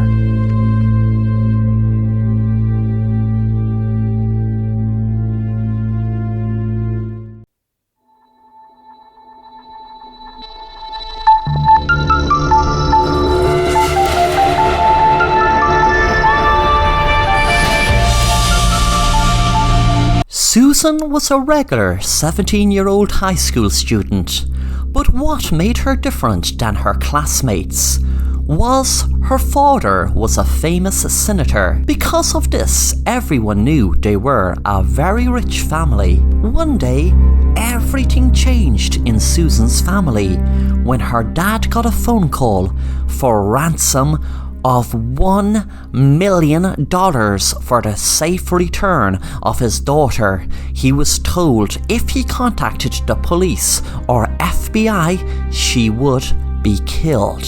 He took the deal seriously, but still told the police, and they organised a plan. They would try to trace the next phone call. They used triangulation to pinpoint what area the kidnapper was making the call from, but there was a pickup organised in an old bridge that hardly was ever used. Susan's dad knew if the police came, they would ruin the whole thing, so he had $1 million fake notes printed, hoping the kidnapper would hand over Susan and not notice. When Susan's dad Frank arrived at the bridge, the perp was wearing a scarf over his face and asked for the money, then handed over Susan. Frank was delighted to have his daughter back. The next day, Susan met her boyfriend, who had been the guy pretending to kidnap her. He said, "Hey babe, your dad must really love you to hand over $1 million just like that." Then he raised a gun to Susan's head. "But you must not love me to cheat on me. You must think I'm stupid to not know. You have been cheating on me the last few weeks. That's why I talked you into pretending you were kidnapped to get more money off your rich father. He then shot Susan. Later that day, he realised in a shop that the notes were counterfeit, and he was arrested. Frank had the notes numbered and an alarm on them to there be a notification when they were being spent. Not only was Susan's boyfriend caught for kidnapping and ransom, but he was also arrested for murder.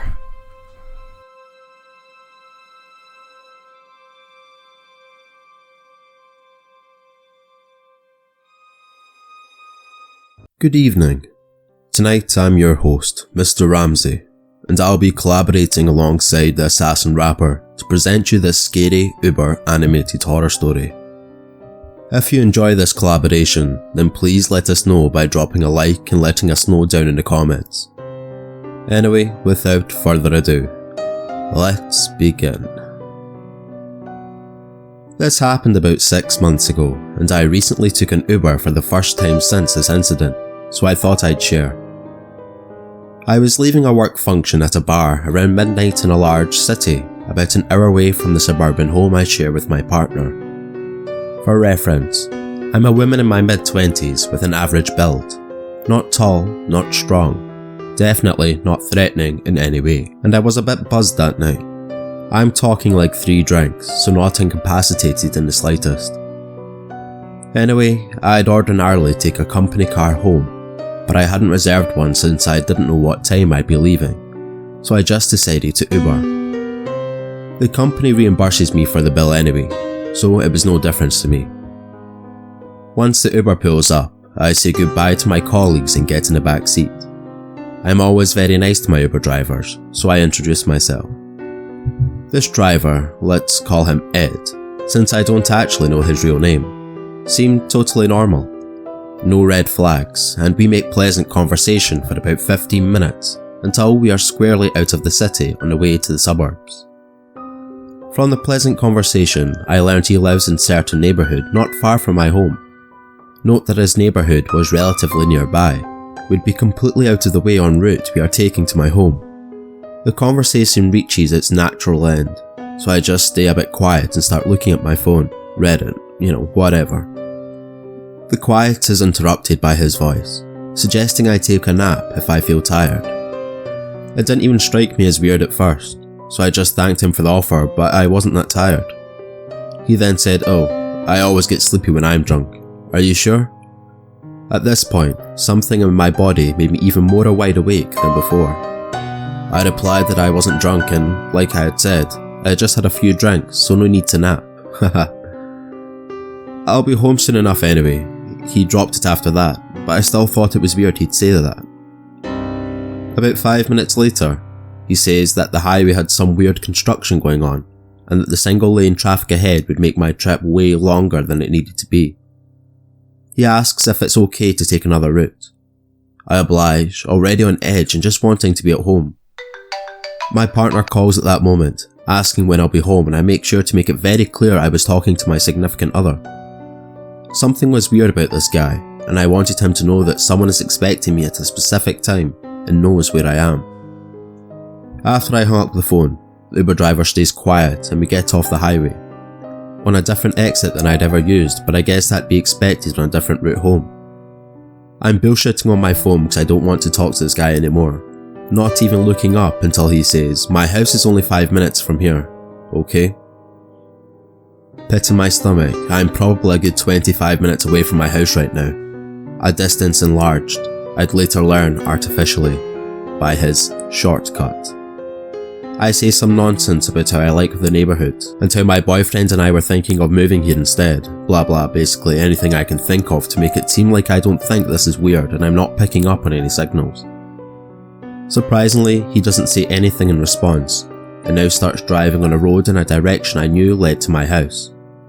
Phew, crisis averted, right? Except, not exactly. 15 minutes to go and my surroundings are more familiar. Just as I'm starting to feel more at ease, he starts asking questions about my boyfriend. What does he do? How long have you guys been together? And other seemingly normal questions. Finally, with about 10 minutes to go, he asks if my boyfriend makes me happy.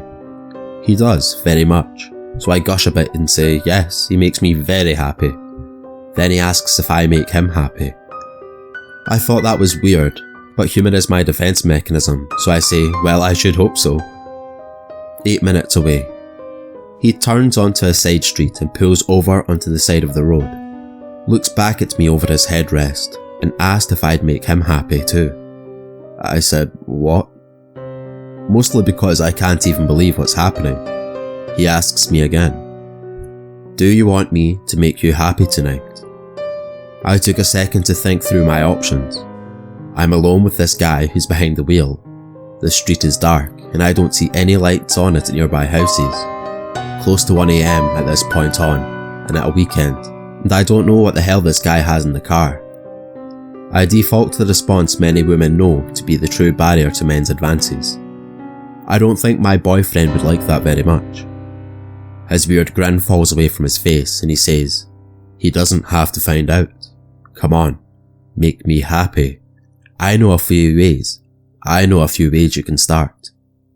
I tell him my boyfriend is expecting me home any minute, and besides I love him and don't want to hurt him. Can you please just take me home? I carry a small knife and a little canister of mace, but all I could think of was to appeal to this guy's sensitive side. Somehow it worked and he didn't say another word after that, just turned back around and silently drove me home. Weirdly enough, I say thanks as I get out of the car. Old habits die hard, I guess. And that was that.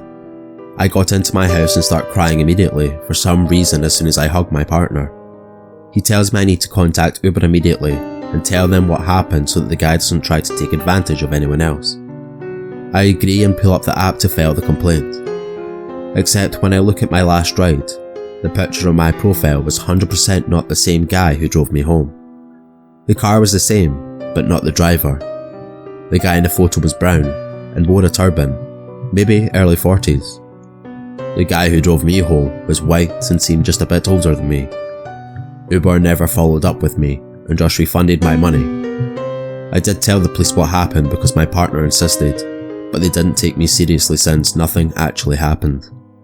I was worried for a while since the guy knew where I lived, but apparently it's long forgotten since I just took an Uber today.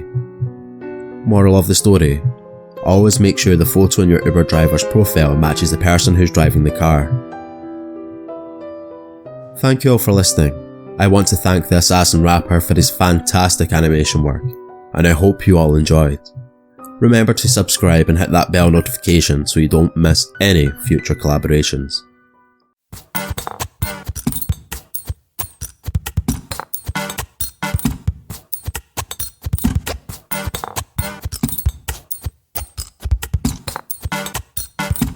I was off of work for the week, so I was playing the Walking Dead game series. It was pretty fun. I got really attached to the characters and into the game. I especially liked Clementine. The game was so much fun, I couldn't put it down, so I stayed up playing all 5 of their games.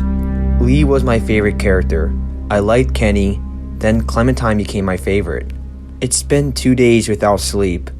On The Walking Dead, the final season. This is the last game, then it ends. Skybound had to finish the series because Telltale had to lay off most of their employees. I honestly didn't want the game to end. I was so involved in the game and in the characters' lives. It felt like real life. I then heard banging on my door. I got downstairs to see who it was, and it was a zombie. I start to panic and realize that none of my parents or siblings are home. That is just me. I start fighting off the zombies and realize that I am outnumbered. I then wake up and realize it's all been a dream. I dozed off while playing The Walking Dead, the final season. After I finished the game, I missed it, but I realized that my sleep and health is more important than any game. I wonder if there ever was a zombie apocalypse, what would happen? I turn off the SBots and lay down to go back to sleep.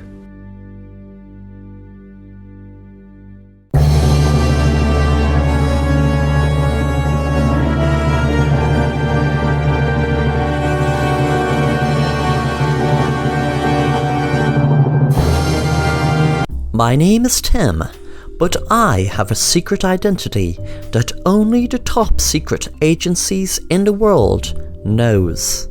Well, a few of them anyway.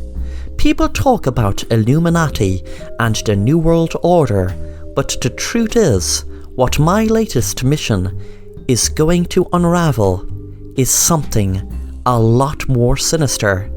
There is a facility in the outbacks of Arizona, and I am given the job to break their security system, get inside their lair, and uncover what exactly it is they are hiding. I have no idea what I'm going to find in here, but I use my coding skills, stealth skills, and so much more to get inside the building. There are high-tech alarms and lasers I have to pass. I watch out for CCTV cameras to not get caught in any of their line of view. I am told the center of operations is in the main building, so I finally enter. I jump as I see myself on a giant screen.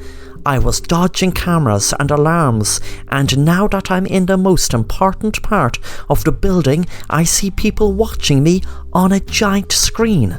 One of them turns and has a sinister smile on their face. I freeze knowing that there is no way out for me.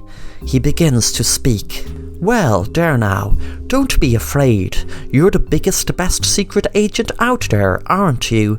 What name do you go by? Agent Beyond? You were given that name at your training facility where you trained to become a secret agent, and you did above and beyond what you were asked, so that's how you got the name Agent Beyond. I was wondering how he knew so much about me, knowing all that information was classified top secret. I was wondering how could it be an inside job. He then began to speak again. You have just stumbled onto the biggest scientific breakthrough in human history. Well, your history, that is. You see, I am Jasper. I am from a post-human civilization with vast computing power, and I know you were sent here to seek information on what it is we do.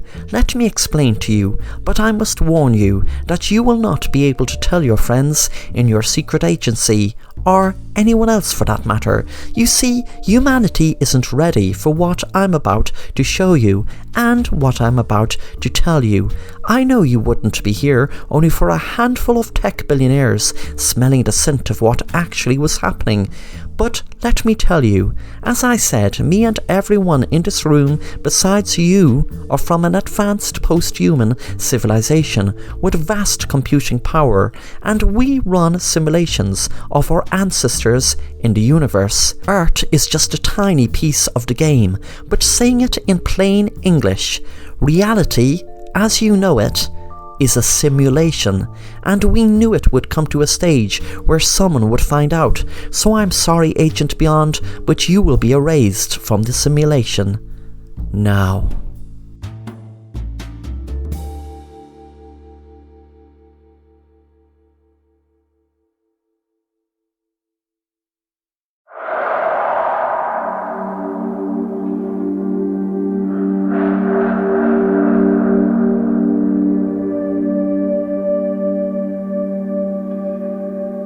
It was a Saturday night.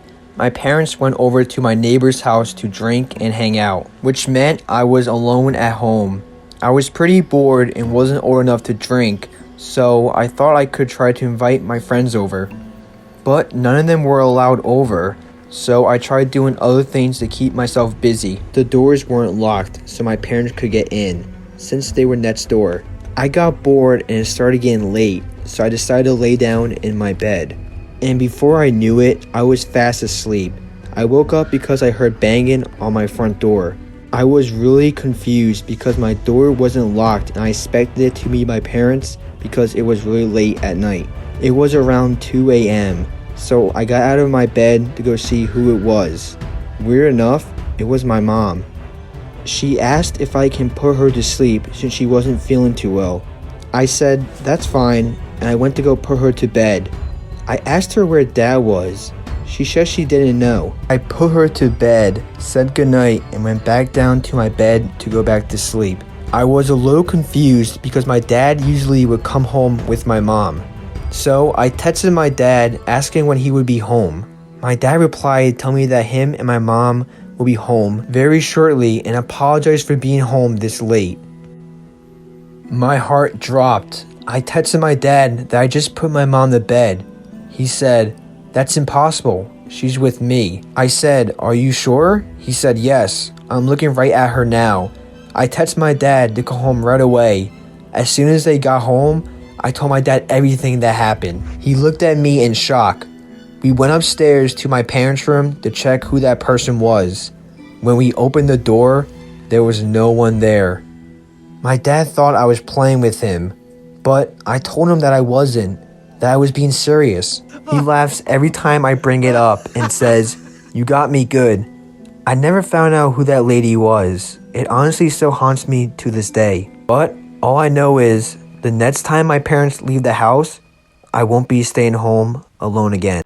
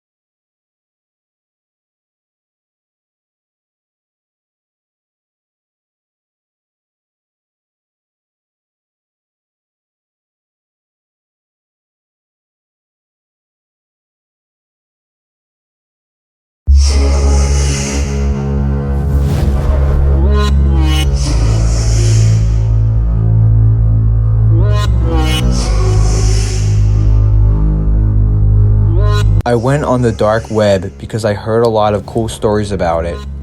I just couldn't resist. All of my friends were talking about it and I just had to go check it out. I saw some really creepy stuff on it and I guess I was on stuff on the dark web that I shouldn't have been on. So I shut down my computer and resumed to my normal life. The next morning, I heard a loud knock on the door and what sounded like the police. So I go to the door and open it. The police are there. They ask me if my name is Henry, and I tell them yes. That's me. They then arrest me and take me to jail. I'm 18, so I just made the cut for the adult jail. I was told that I was getting arrested because of my activity on the dark web. My parents tried fighting it, but there was nothing that they could do. I was only in jail for a couple months, but still, I was so young and I was frightened. Every day, I felt like I was in danger and just wanted to go back home. The jail I was in was a small jail. I guess it was for the inmates that were in for minor crimes and who were supposed to be getting out within a couple of months. We had more freedom. We worked outside and wasn't treated as badly since we were only minor criminals. One day, we were sent outside to work, the 5 of us inmates with only 1 guard. Usually, there would be 2 guards, but the other guard for some reason couldn't make it. So, we were all working, and 2 of the inmates tackled the guard, and then the other 2 go help the inmates, and the guard is out cold. At this time, I only had 1 week before I was leaving, so I wasn't really trying to get in any trouble. The 4 inmates started to make a run for it while the guard was unconscious.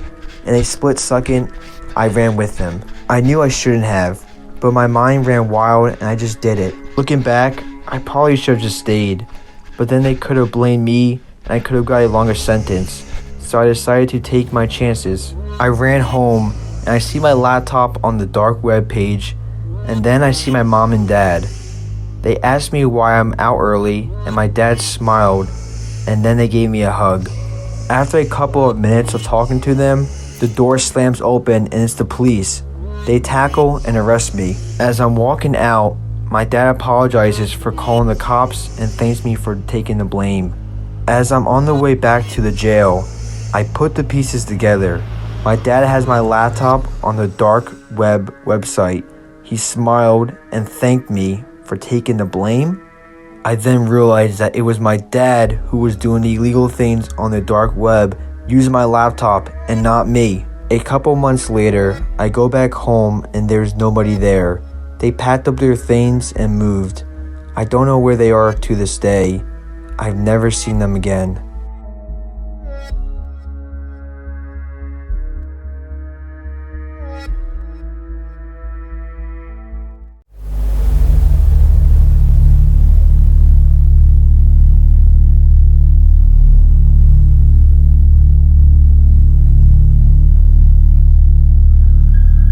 I was given a painting for my birthday, and it showed a family in the 18th century eating around a table. There is an eerie legend behind this painting, and basically, you are not allowed to stare at this painting at all.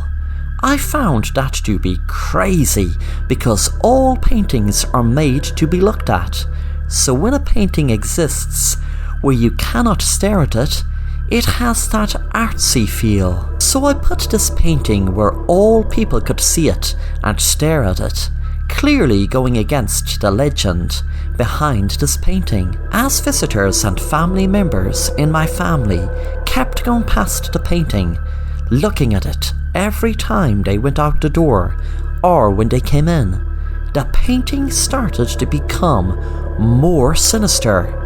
It was changing from its original look. Have you ever had that feeling of not wanting to be stared at, but people were staring anyway? It's not a nice feeling, is it? Anyhow, the painting now showed the father of the household stabbing the mother so he could hide behind her dead body, protecting him not to be stared at. After a couple of days, it then showed the sister stabbing the brother so that she could hide behind him to not be stared at. I wish I had hid the painting so it could not be stared at. I became more intrigued as days went by when I found that objects and furniture had somehow moved towards the painting to cover it up. Even the paint on the wall which the 19th century painting hung on started to change colour. I also found newspapers and other forms of paper just randomly floating towards the painting to cover it up. Even when the painting showed the father hiding behind the dead members of his family so that he could not be seen, I still hadn't learnt my lesson. I learnt my lesson when my 2 kids and wife woke up blind with bleeding eyes. To this day, doctors cannot figure out how they went blind, but I guess the painting can now feel more comfortable and not being stared at. Anyone else from the outside who stared at the painting suddenly got damaged eyes with bad vision. I had a little peek at it recently, and the painting has gone back to normal, with the family members eating around the table.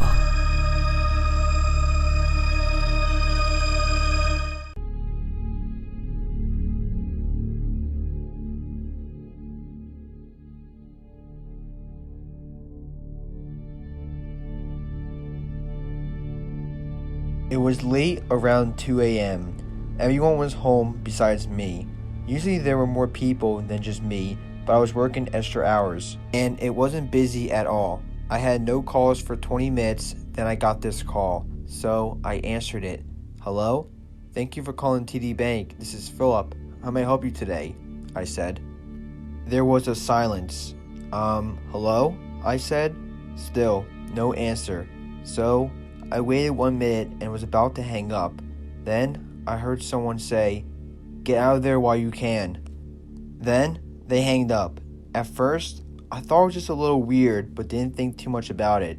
So, I just put down the phone and continued to the rest of my night. A couple minutes later, I heard a noise downstairs. I was a little scared because from what I thought, I was the only person in that contact center. So, I went to go check it out, and then I heard the window shatter, as if someone threw a rock through the window. So, I ran to the bathroom to hide. I pulled out my phone to call the cops and realized that I forgot it at my desk where I sat. Should I go for it? I asked myself. Then I hear footsteps and they get closer and closer to me. I look down and I see someone's feet. My heart is racing and I feel as if it's the end of the world for me. Door starts to open.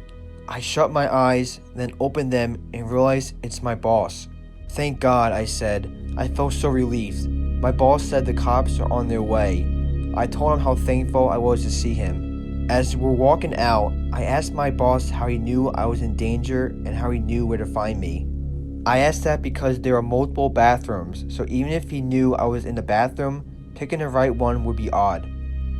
He said that he saw everything through the cameras. He then told me to go home early. As I'm leaving to go home, I don't see the cops. The cops would come the same way I was going home, and I still didn't see them. I get home, then it hits me. He knew where to find me. He somehow got there before the cops did, and the camera near me has not been working for the last month. So, I called the cops, and they arrested the men and my boss. It was all a setup. My boss was in it. The contact center had a secret safe of money, and that's what they were going for. I wonder what would have happened if I noticed what was going on before I got home. Would I still be here? Well, I'm happy things turned out the way they did. Nobody got hurt, and justice was served.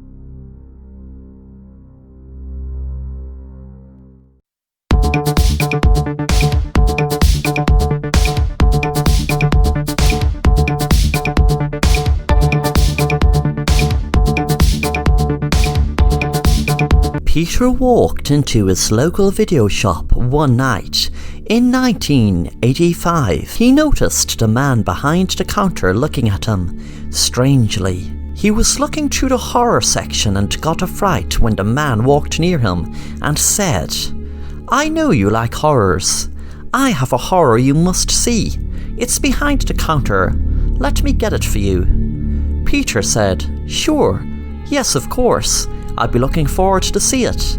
When Peter walked up to the counter with the man, he saw 2 teenagers giving them a strange look. He wondered why. When Peter got home and watched the video, he couldn't believe his eyes. It was CCTV footage of outside the video shop of a person being killed. It was dated a month ago. Peter has a condition where he just chills out in his house for days and doesn't meet anyone. He just goes out and rents a video every few days and that's it. The most horrific thing about the CCTV footage of the person that was killed was that the person was Peter. He now realised that he knew the guy who worked in the video shop had a reputation of contacting the other side. And now it hit him why the teenagers were looking at them. They weren't looking at them, they were looking at him, wondering why he was talking to himself. Could this be true, he wondered, if he was a ghost?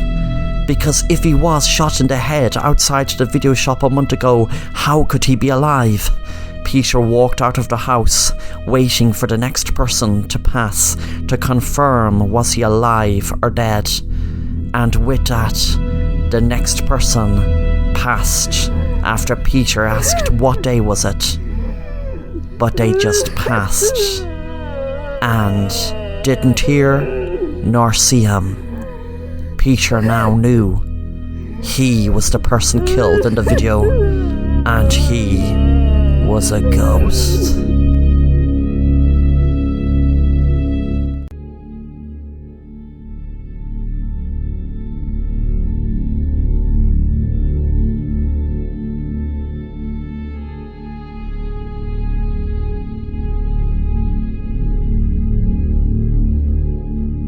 Me and my friends visited the woods, and we came across something very strange. Right in the middle of the woods, there was a TV with a VHS in the VHS machine, and we pressed play. There were weird things pop up on the screen, different scenes, and different places.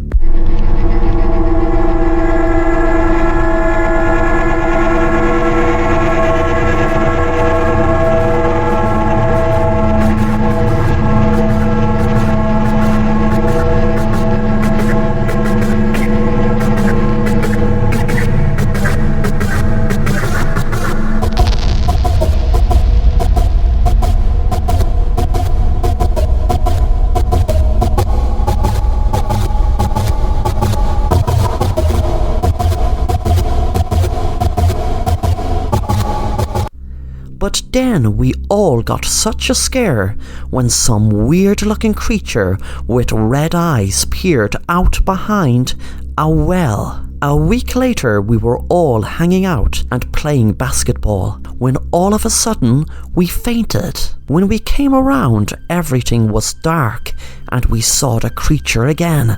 The thing is, this has been happening us since we all looked into the creature's eyes from the screen. We wished we had never ever played that videotape. We know now that if that creature stares at you through a screen, then a week later you will be visited by him. And the worst thing is, the visits become more and more frequent. I just faint, and there I am again, in his world.